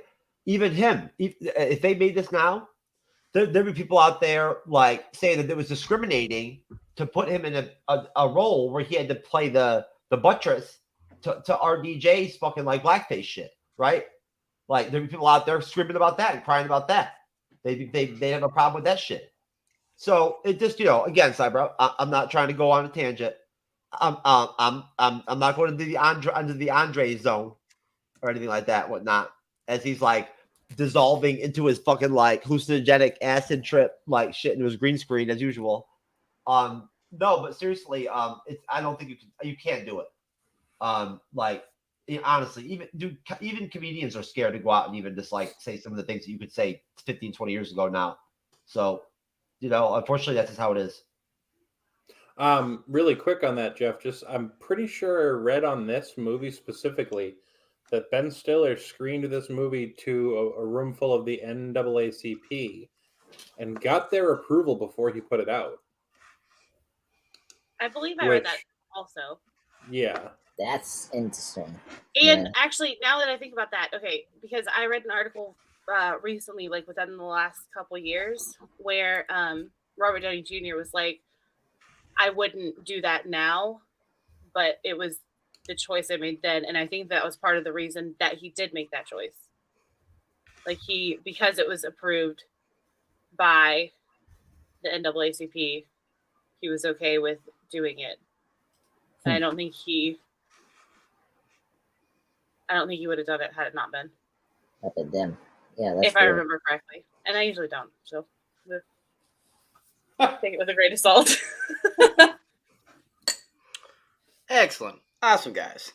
All right. So once after Ben Stiller is captured, Mr. Tugg Speedman, we briefly get a little scene where it shows Nick Nolte and Danny McBride tied up, and basically that's when he tells that it was more of a tribute, the book he wrote that he was so in love with, and of course they're being like beat up by the Viet Cong, and basically then while they have Tugman captured, they realize that he is the guy that played Simple Jack, and basically force him to perform as Simple Jack.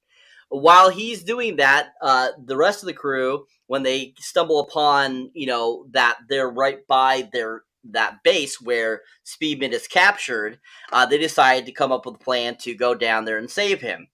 And at this point, like throughout that whole section, we see basically Jack Black's character, Jeff Putnoy, basically detoxing from the drug use because, he's this drug addict and has all these problems, especially earlier when he had his jelly beans, and we can see it was some sort of powder. And so they have him tied to a tree as they're like figuring this all out and stuff like that. And he's like saying all these crazy stuff, and basically at this point, this is where they kind of call out Brandon T. Jackson that he's a closeted, gay person, and he's like, they're like asking him like, oh, do you have somebody back home? And he's like, yeah, I got somebody. And they're talking. He's like, what's their name? And he's like, and he blurts out Lance. And Robert Downey Jr.'s like, did you say Lance? and so then they start giving all this hard time and stuff. He's like, no, I said Nancy, and something like that. And of course, we see later on in the film what that meant, which is really funny. But that whole sequence was super funny too, just leading up to them getting ready to go charge the base, and basically them all saying, this could be our last night alive. We could lose our lives tomorrow and stuff like that, and basically coming out with that plan. And so once next morning they make their way down there, and basically Robert Downey Jr. has disguised himself as a farmer there, and he's got his face covered, and he's wearing like an Asian hat and stuff like that. And he basically he says that he knows he can speak some of their language, and so he has Jeff Putnoy, Jack Black, on top of the water buffalo and bringing him, saying that he has found another American, and that bringing it to them. And so it's kind of their way of trying to distract them and stuff like that. And so they basically he starts talking to them in the language there, and he as he's saying things, he's like saying it completely wrong and stuff on certain things. He keeps saying he's a rice farmer, and then he says at one point he's a poppy farmer. And so they start to, as he's speaking with them, they start to kind of catch on that there's something not right here. And as he's like distracting them, that's when Kevin and Alpha are making their way underneath everything, trying to get in without being seen. And so as that happens, they get in and they make their way and stuff like that into certain areas. And that's when all of a sudden the Viet Cong just discover like this guy's not who he is, and that's when he pulls out his guns, Lazarus, and like starts going to shooting town and stuff like that. And they start like having kind of the all-out blast. And so they basically end up like capturing the Viet Cong there, and And so basically they have him there, and that Brandon T. Jackson's character is like standing there keeping, while Lazarus and the others make their way through the village and stuff like that. And at that point, that's when Lazarus comes across, he finds Tug Speedman. And Tug Speedman's not in a great frame of mind. He's lost. He's like given up. He thinks he's supposed to be there to be Simple Jack and all this stuff. And that's when they have kind of this, start having this long conversation. And so that's when Jack Black's character makes his way through and ends up taking the leader, who was a 12-year-old boy, which was absolutely hilarious, taken hostage with him, and he's like, "Show me where the drugs are," because he's still, wanting drugs. So as he's bringing him in there, that's when they kind of start getting into a little scuffle, and basically Jack Black kind of gets his butt kicked at first, and then that's when he starts to make kind of changes and like goes kind of ape shit and goes after him and starts kicking his butt. And when he does that, they go flying through the floor, and that's when he pops up where all the cocaine is.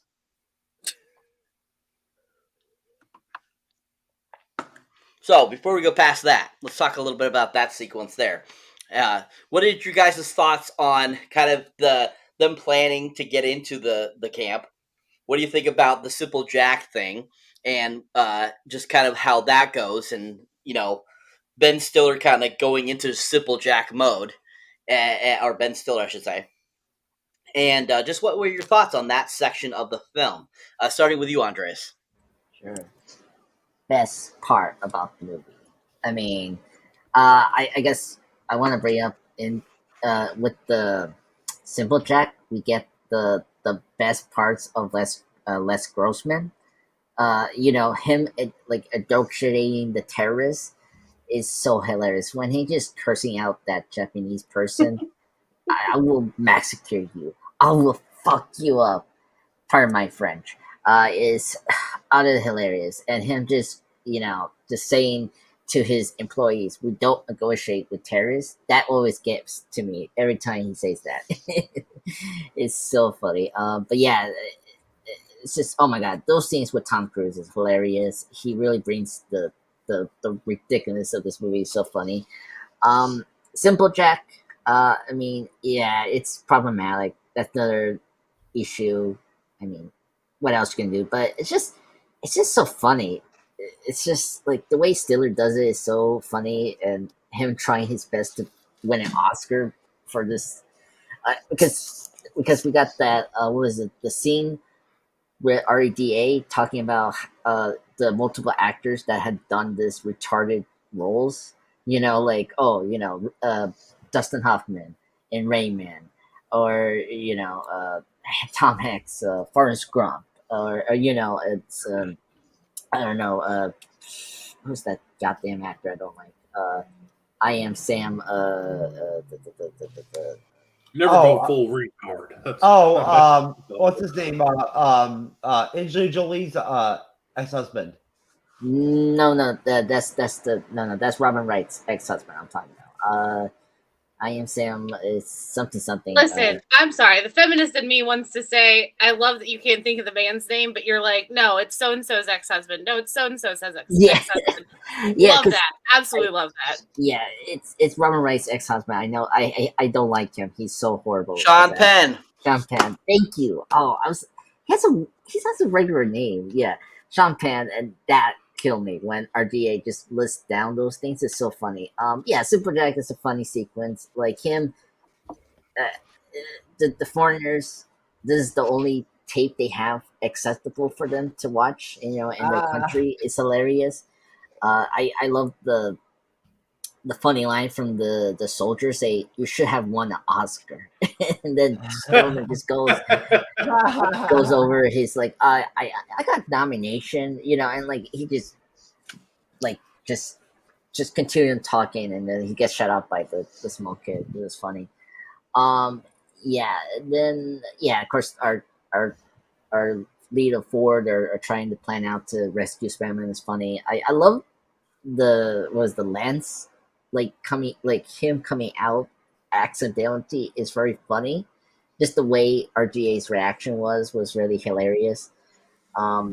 But I like how we paid that off. It wasn't like I liked how we didn't like mean spirited Jackson's character because he was gay.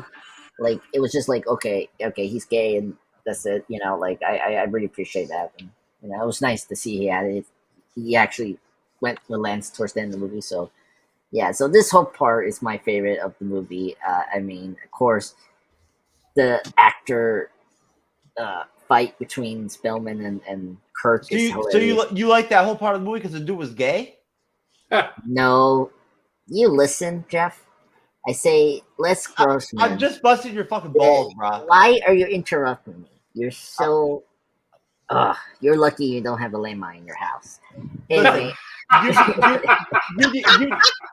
Andres, you need a good dose of getting your balls busted here and there every couple days, brother, just to keep you grounded, man.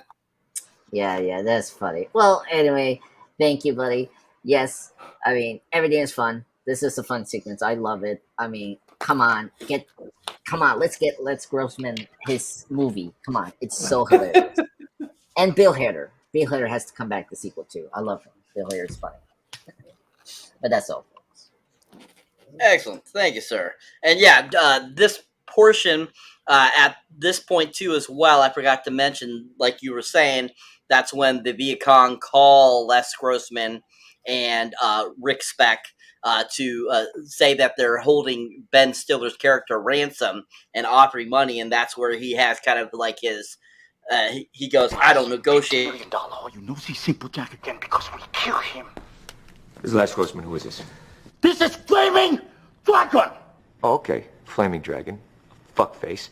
First, take a big step back and literally fuck your own face!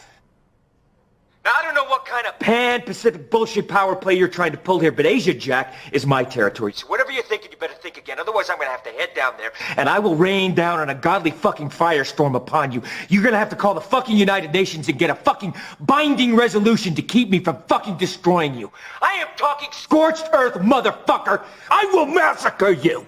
I will fuck you up!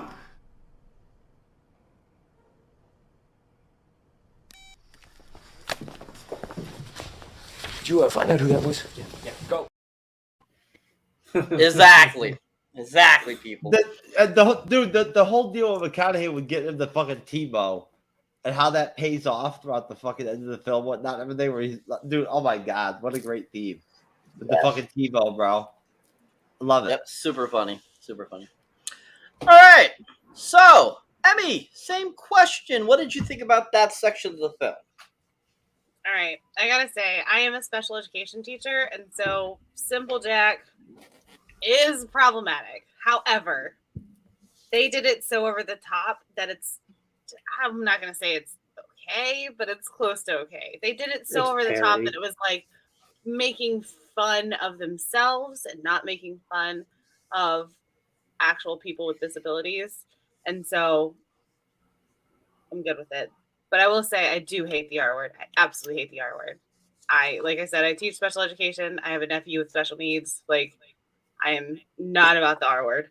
Honestly, I mean, like, I respect you completely on that, I do, but I'm disabled myself. I just don't ever really talk about it, you know what I'm saying, and whatnot and everything, right? The people have called me retard a bunch of times. You know what I'm saying? A lot of them are just jealous and insecure and whatnot because, like, because disabled, I'm still fucking like 17 times more the man that they'll ever be. You feel me? Right? And I'm a better content creator than them too. You know what I'm saying? And I've got half a functioning brain. Yeah. Right? But that's so like fine. there you go. No, but my point is just this though. At the end of the day though, honestly, like, you know, if you're special needs, whatever, whatnot and everything, like, you know, I've been around people that like, you know, have developmental disorders and whatnot, neurologically and whatnot and everything, right? And at the end of the day, you need to grow some thick skin and fucking handle the fact people are going to call you retard here and there. It's going to happen. You know what I'm saying? Like, you know what I mean? Like, it's part of life. Like, and like, you know, even like, unfortunately, even fucking kids that are fucking retarded need to be like, you know what? Fuck. People are going to call me a retard once in a while. I need to grow some balls and fucking rock on, right? You know what I'm saying? It is what it is. I completely understand where you're coming from. However, I want it to be a world where that doesn't happen. And I know that that's not ever going to happen, but I am going to call it out when I see it, just because I know kids and know people who have experienced that, and it shouldn't happen, in my opinion. That's kids. That's but kids. It does Yeah. happen. You're And talking about no. I agree with you with kids. Well, it shouldn't with adults either. You should never be called. No, we're fair territory. If people want to call me retarded and whatnot, that's their fucking call. You know what I'm saying? I have no problem. Now, I'll play devil's advocate, Emmy.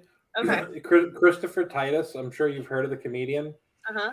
He's got a stand-up special, and in one of those specials, he has a skit called "The Word Retard," and he goes down this whole tangent, where he basically explains when he says the word retard, he doesn't mean people with developmental delays. He means people who are actually assholes and scumbags, and that's like the line. And But it's we all grew up hard in the 90s. We grew up in the 90s. Yeah, so I know. That's why we have that, like... And you know what? And just honestly, to add, let's just wrap this up and whatnot so we can move on. Yeah, I just want to put it out there that I've actually really given a lot of I put some skin in the game when it comes to like the Special Olympics and all that and whatnot. I actually fucked the shit out of a Special Olympics chick one time that like won like a medal at the Special Olympics. I fucking slaved her. I started her out. You know what I'm saying? Like straight up, right? Like she got the bronze maybe in like the 50-yard dash, and then she got the silver for fucking like from sucking my fucking dick for like 45 minutes straight, right? You feel me? You're Congratulations. Yeah. So there you go. So, you know, there you go. So Cool. Yeah. And that. Okay. Yeah. Congratulations. The Bleeding Edge supports the Special Olympics. Oh God. All right. Anyway, I know, and I know I'm. That's my opinion. I get it.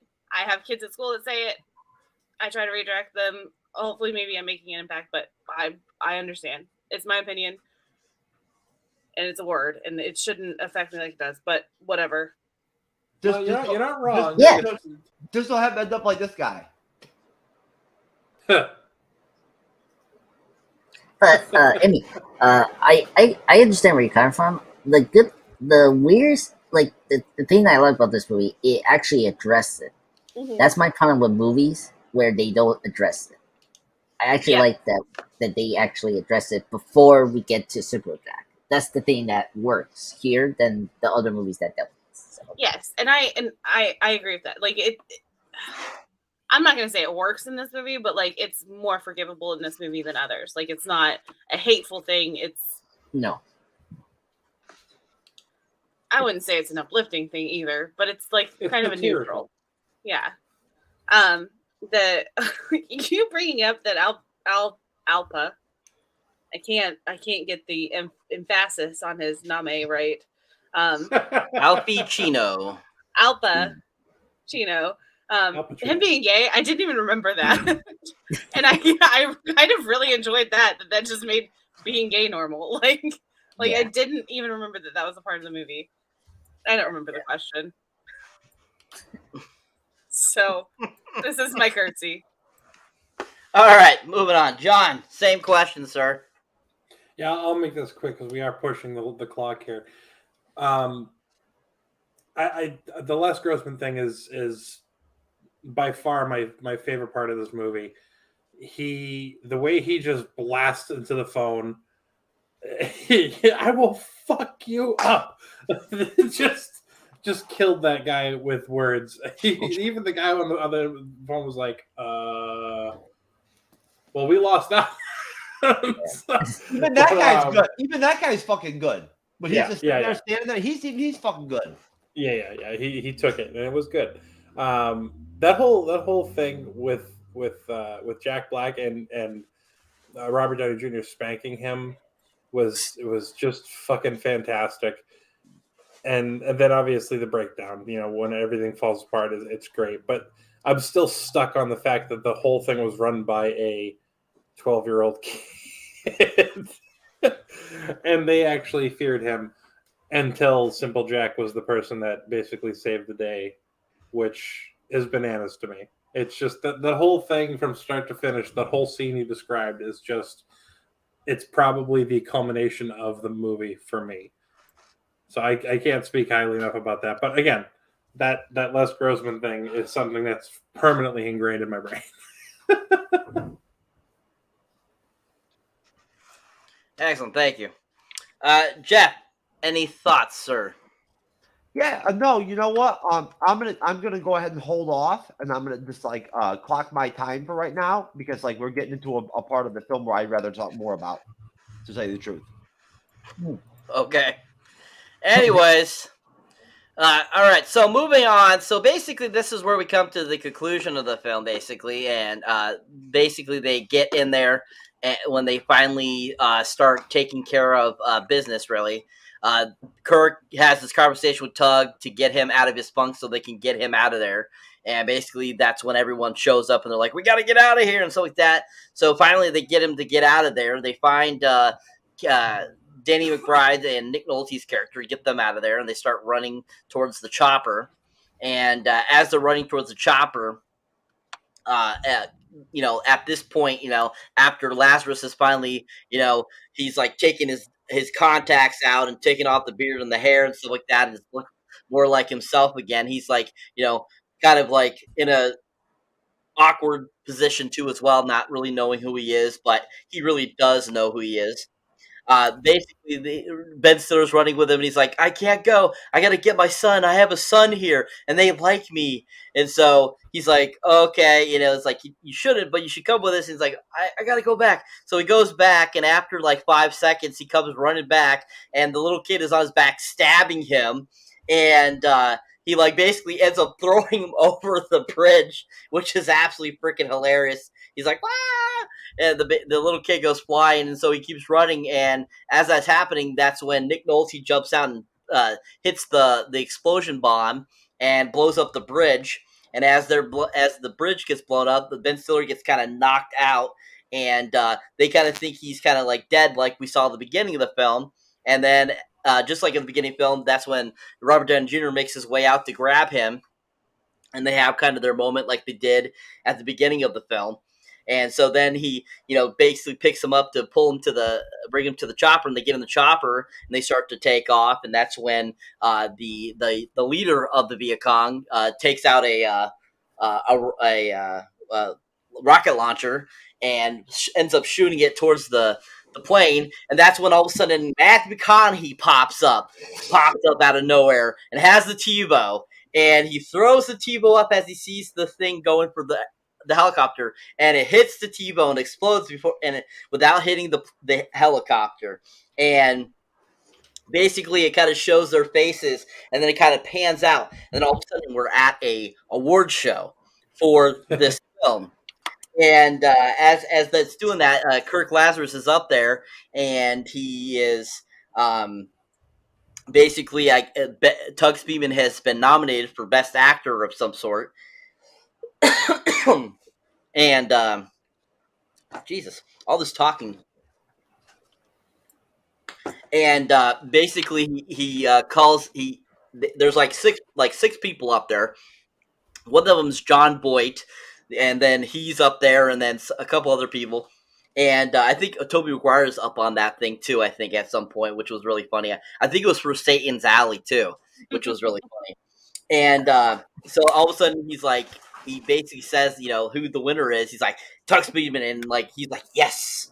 And so then he goes up and he gets the award, and then basically it ends up going from there back to the awesome Les Grossman, and saying that it's all because of me why this movie was so good and stuff like that. And then that's when it goes out and he does his dance thing, and that's how the movie ends.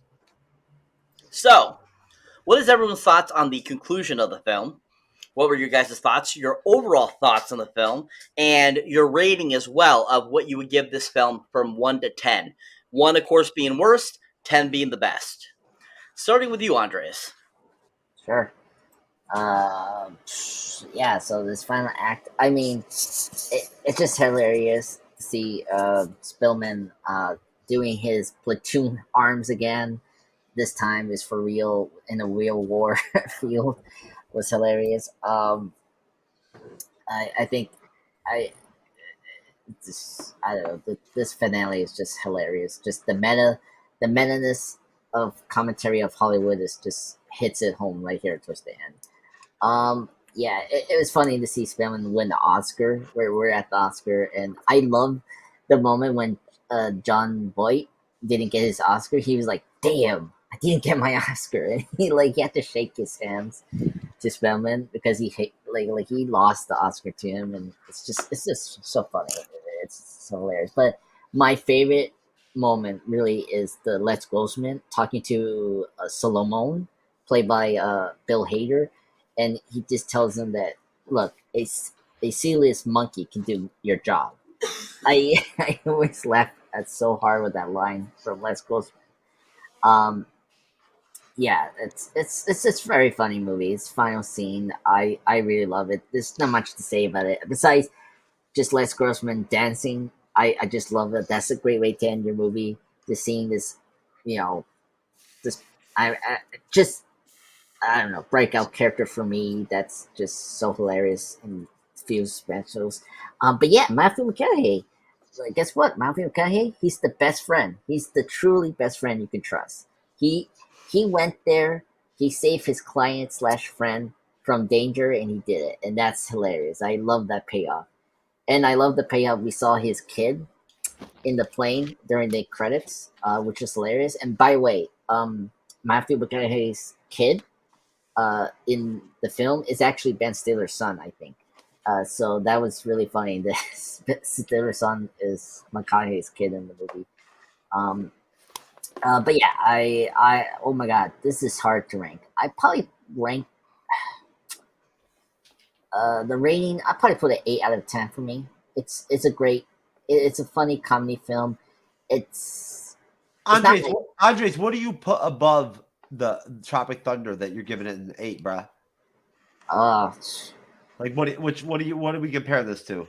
For me, oh my god, Ghostbusters, Groundhog Day, Caddyshack, Doctor Strangelove. You just had to make him talk more, didn't you? I was multitasking. I was fucking with him and fucking with you. You know what I'm saying? Well, you just annoyed me. If we haven't noticed, I enjoy the duality of like trying to fuck with both of you at the same time and like get you all pit against each other, but not all that shit. It's fun. Okay, well, that's it. That's my part. And a fish called Wanda. Andres, I'm sorry, sir. I respect your 8. I think that's a very respectful rating. I don't think there's anything wrong with that. Yeah. Excellent, sir. Thank you. John! Same question, sir. What are your thoughts in the end and your rating, sir?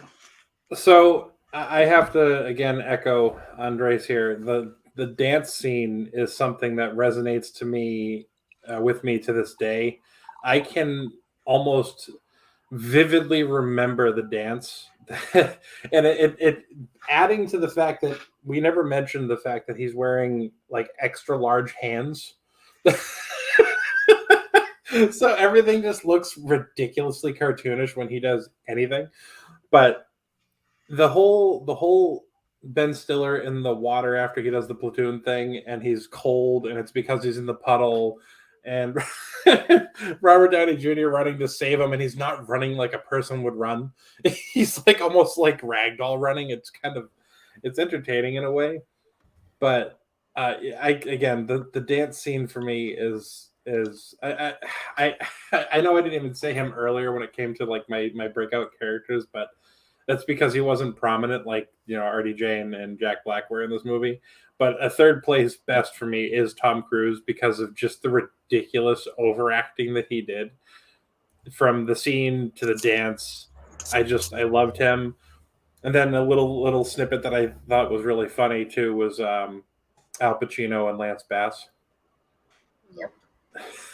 I feel like people overlook that quite a bit. And then, of course, Jay Baruchel and Jennifer Love Hewitt also being a little thing in the theater there was a little bit of a funny callback. I did like the callbacks that scene presented. As far as a rating goes, I'm similar to Andres. I would have to go with 7.5. And before Jeff comes at me, Terminator 2, Endgame, Inception, The Crow, all better movies. He said comedies though. Oh, in terms of comedies, I can't put too many above this. I would say like Ace Ventura for sure is above this. Dumb and Dumber, not to suck up to Brandon or anything, but Dumb and Dumber is anything Jim Carrey. I would have to say would go above this movie for me because Jim Carrey is a staple of comedy. Anything extremely Robin Williams heavy, like early Robin Williams stuff, would be probably above this for me. But yeah, it's got to be the older actors that are either now passed away or still alive but retiring or retired. It's definitely a 7.5 for me. Yeah. There's nothing wrong with it. Honestly. I'm so honest. I know you're just fucking with me, John, but look, dude, you could have gave it a 4, bro. That's your choice, man. That's your opinion, dude. Yeah, no, I was busting your balls. There we go. All right, Emmy, same question. All right. I like that the ending mirrored the beginning with the guy with the messed up hands, and then the Nick Nolte's character actually didn't blow his hands off. He's trying to subliminally message. I didn't hear anything, but I did think that I was haunted for a second. So give it a 10. Fun. Give it a 10. Okay. Overall, I think it's hilarious. It's meta, like you guys have already said. I like that it's poking fun at itself. Out of 10, I'm gonna give it a 9. And I think that I'm gonna put it above such films as like Mrs. Doubtfire, Idiocracy, Employee of the Month, Office Space, The Big Lebowski, Eurotrip. Just barely a step above.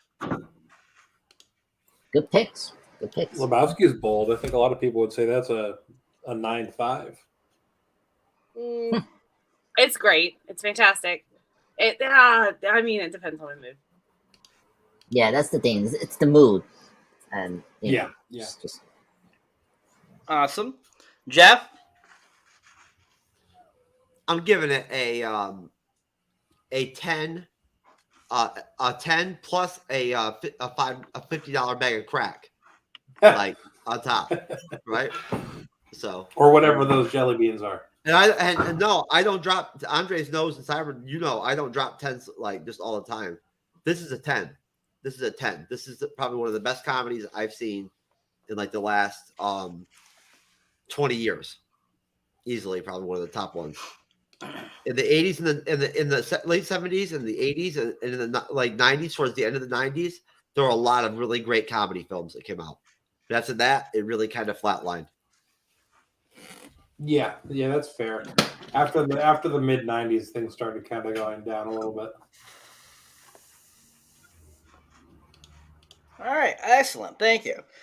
So, in my opinion, I give this movie a solid 10. It's one of my top favorite comedy films. From the first moment I saw this film, I knew it was going to be good, and just from the cast alone. Thank you, son. So I give you a solid 10. I'm not your son. Thank you for agreeing with your father. No, I'm not agreeing with you. And I'm giving it a 10. Simply the fact that because of the cast alone gives me a 10. From Stiller to Black to Downey Jr., those all three to me are always 10s in my book. I always love everything they've been in. They could be in a flopping movie. It's still a 10 to me. So that's the reason why I give this film a 10. Simply for the fact it just was so well done. And just really enjoyable. And I think for its time, it was one of those films that, it had a lot of controversy, but at the same time, it still is just a fun movie, and it's all a gag. We got to remember that this movie is a comedy. Gagging comedy is going to use irreverent things that people aren't always going to agree with to be funny, and that's just how comedy works. And that. It's just gag. So that's the reason why I think this movie's so good too, is because it did it so well. It wasn't like, like what Andre was saying, that, they mentioned the whole thing before about the simple jack thing. They explained it beforehand while they went into it. Same thing with, Brandon T. Jackson and Robert Downey Jr.'s character. Same thing. They had Brandon T. Jackson do those lines like he did to basically eradicate what Robert Downey Jr. was saying, because it was to make it a joke. That was the whole point of it. And so that's what's so great about this film, is it's just one giant joke about all these things. And that's one of the reasons why I love it so much, because it feels like a joke still, where a lot of things, unfortunately, in the last couple of years, I feel aren't as jokey like that anymore, which doesn't make it as funny, I think. So I think it was nice to see something like that, even, almost 20 years ago, that was still to this time, still feels that funny. So I really appreciate it. I think it's really well done. All right. Thank you all. You all did a fantastic job tonight, folks. That is the end of this review. We will plug everyone out, and then we'll get out of here. And we can start with Mr. Mad Trivia John there. Are going to take off. Some of them going to bomb. Just like they've bombed in the comics. What about this guy? You think this guy can make it for the Avengers? Diamond Days, a ninja teaching flicks. Honey, let me see the sign there, honey. Come on in here, ninja. Here's my ninja. Diamond Days Ninja School. Come on down. What we're going to teach you, hold that, Lord. What we're going to teach you in the first episode is a proper stance and a proper kung fu. And you got your Judy chop, all right? You got your karate chop, and you got your ninja chop. Now, what smart thing to do is like when you use a judo chopping, you gotta say it, for you beginners, like a Judy chop. Because what you don't want to do is like be a Judy chopping and a kung fu kicking, and there goes your leg. There ain't much home for a one-legged ninja out there. Right there, hard as a rock, buddy. Let me show you something. I'll have last time, baby. Don't put it in front of your face. I don't want to hurt you. You got me? Now, what we're going to do here, we're going to work on the ninja chops. What we're going to do. You go a ninja chop. Well, now see, now sometimes it don't always work for a ninja, but it practice makes it perfect. Don't go ninja nobody, don't need ninja. Alrighty? Now, them things there, if I was put them in my pockets, they'd get me for concealment of a deadly weapons. They say you got your son fella coming at you out in the trailer park. Regular cannon you say? No, says I. Watch this, people. Yeah, we just rolling through the trailer park. What's that? Ninja start. Right there. That son fella jumps up behind a trailer on you. You got to put them on out yonder like that. And you can't get him caught up in your ninja outfit, And like if a feller's coming at you with... Dude, that guy lived right next door to me, man. Yo, what the hell was that weapon he pulled out there, DM? Was that a crack pipe? Like, it looked like a damn skull can or something, didn't it? Where did you find that? Listen, hey, that guy that he said that in, that is his interview tape for the Special Olympics Avengers. That dude don't stand a prayer. Oh, that dude. It's amazing that something like that dude's probably popular as hell from that video. Dude, that guy could beat Kate Bishop's ass. Alpha Flight will whoop his ass. Puck will whoop his ass. Ninja chopping, man. There you go, baby. Oh, and we're back. Judy chop. All right, ninja. Ninjas be ninja. Andres, I see you got you got your 17 podcast links stacked up in the private chat and shit already. Like trying to overwhelm me and shit. Appreciate it. Anyways, no, I'm gonna go to I'm gonna go to Emmy first. Emmy, honestly, I just want to let you know that we really appreciate you coming on the panel and whatnot and everything and coming on the show. Thank you very much. And ladies first, so I'll go right to you. Okay, thank you so much for having me. I've appreciated being here, and I love being included in a discussion about Tropic Thunder, which who would have thought that would be happening in 2023? But yes, I am 1/3 of the Avengers podcast. We mainly focus on the MCU, and we've got the whole back catalog, every single MCU movie we've reviewed. But since the MCU's kind of been a little bit slow at cranking them out recently, we've been doing some more recent films in the downtime. So like we've got Cocaine Bear, we've got Megan, we've got The Little Mermaid, whatever tickles your fancy. But yeah, so we are pretty off the rails, but we do review the Marvel content and other movies, and we're just a good time, man. Just come and hang out with us. We're a lot of fun. Excellent. Yeah, that's good to hear. And I hope maybe I hope that if we collaborate, that maybe you'll extend an invitation out to the Leading Edge, so maybe I can go out there and fuck with you guys. Yeah, for sure. Wait, should I have also said I'm really bad at this? Should I have also said that you can find us on Instagram and Twitter at Avengers Podcast, and that we have a website, AvengersPodcast.com? No, you gotta pay the toll, bitch. Okay, all right, sorry, my bad. Cool, sounds good. All right. No, you're good, hon. You're all right. Thank you. You're good people, I mean. Thank all you. Right. I appreciate that. Cyberneticshark, sir. Now that the lady president is out of the way, since you are, of course, the co-founder and co-host and veteran content creator, veteran YouTuber of the MCU's Bleeding Edge, and the more attractive of the two co-hosts, right? Honestly, I miss Perry Ramsey. Cyber, have you thought about Perry recently? Nope. I miss him. I do.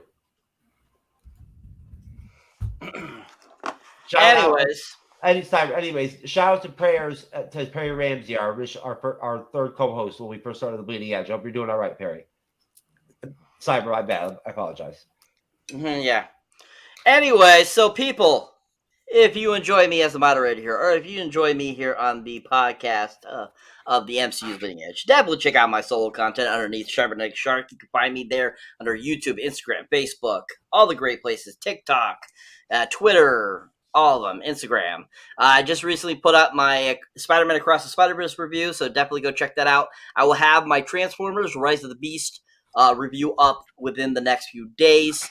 You'll be also seeing a whole bunch of trailer reviews coming up too, as well, for upcoming films and so forth and stuff like that.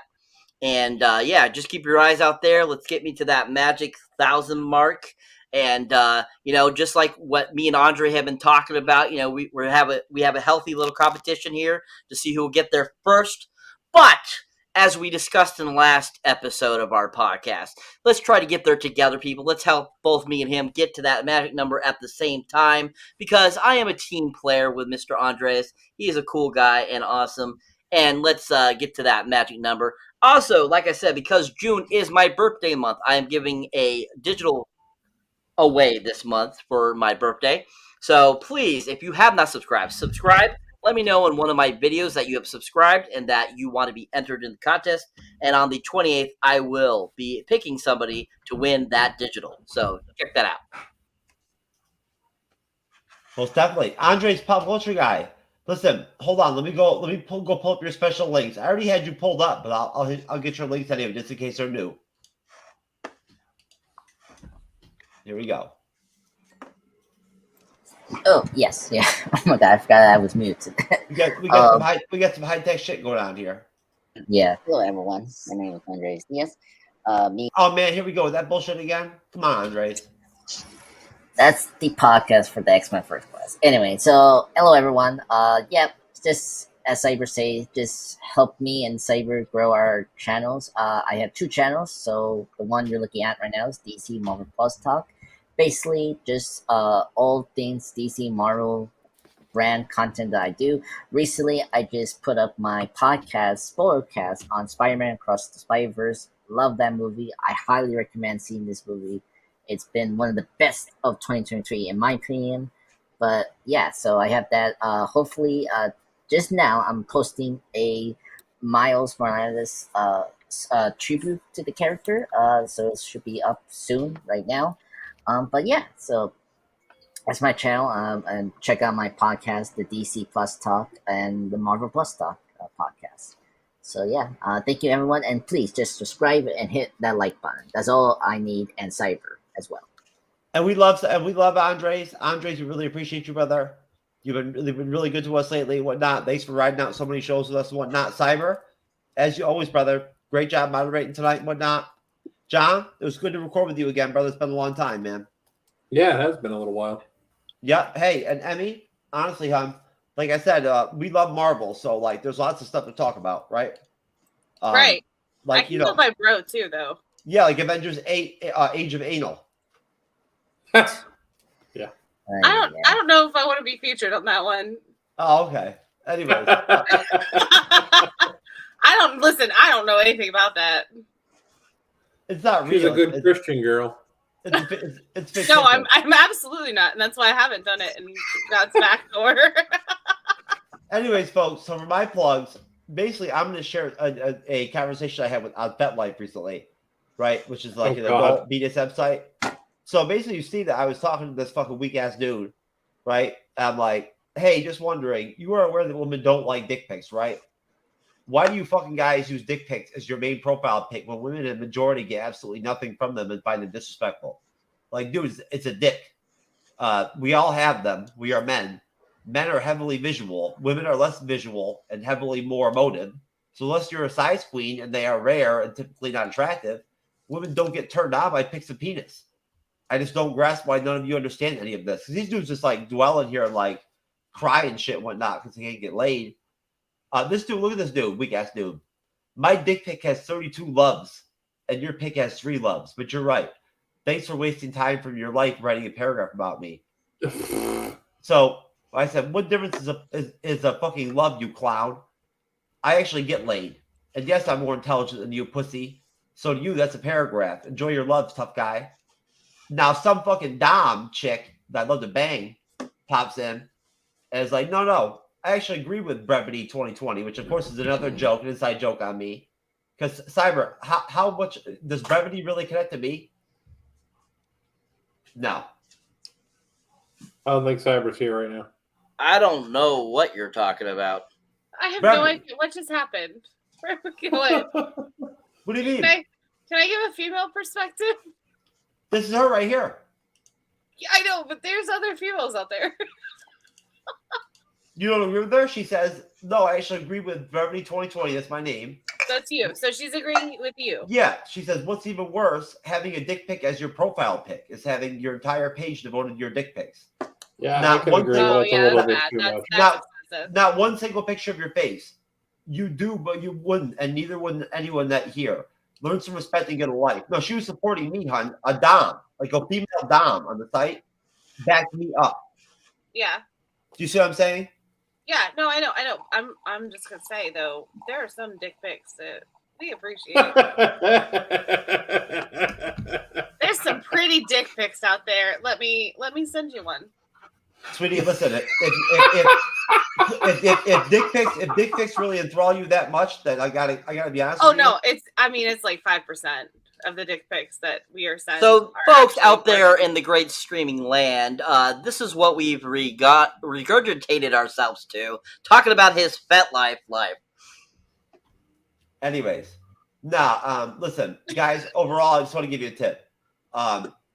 Dick pics don't do shit for women, and if you're a woman and dick pics actually do something for you, then you've never been properly fucked in your life. You know what I'm saying? Like, seriously. Bold statement, Cotton. If you can ladies, if you can masturbate to a dick pic, then you probably need to find some dudes that ain't so weak. You know what I mean? This review went from the Tropic Thunder to the Tropic Thunder Down Under. This is now fight, man. No, it's all good.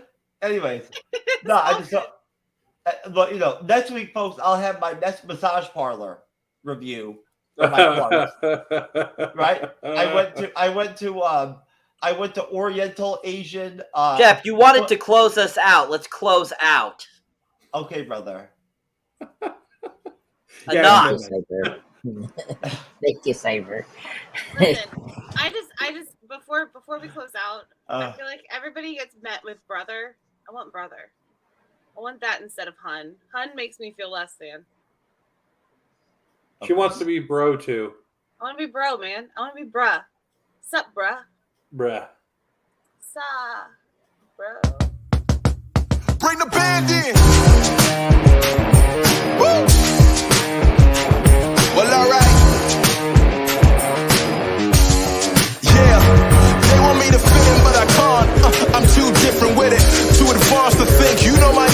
shit.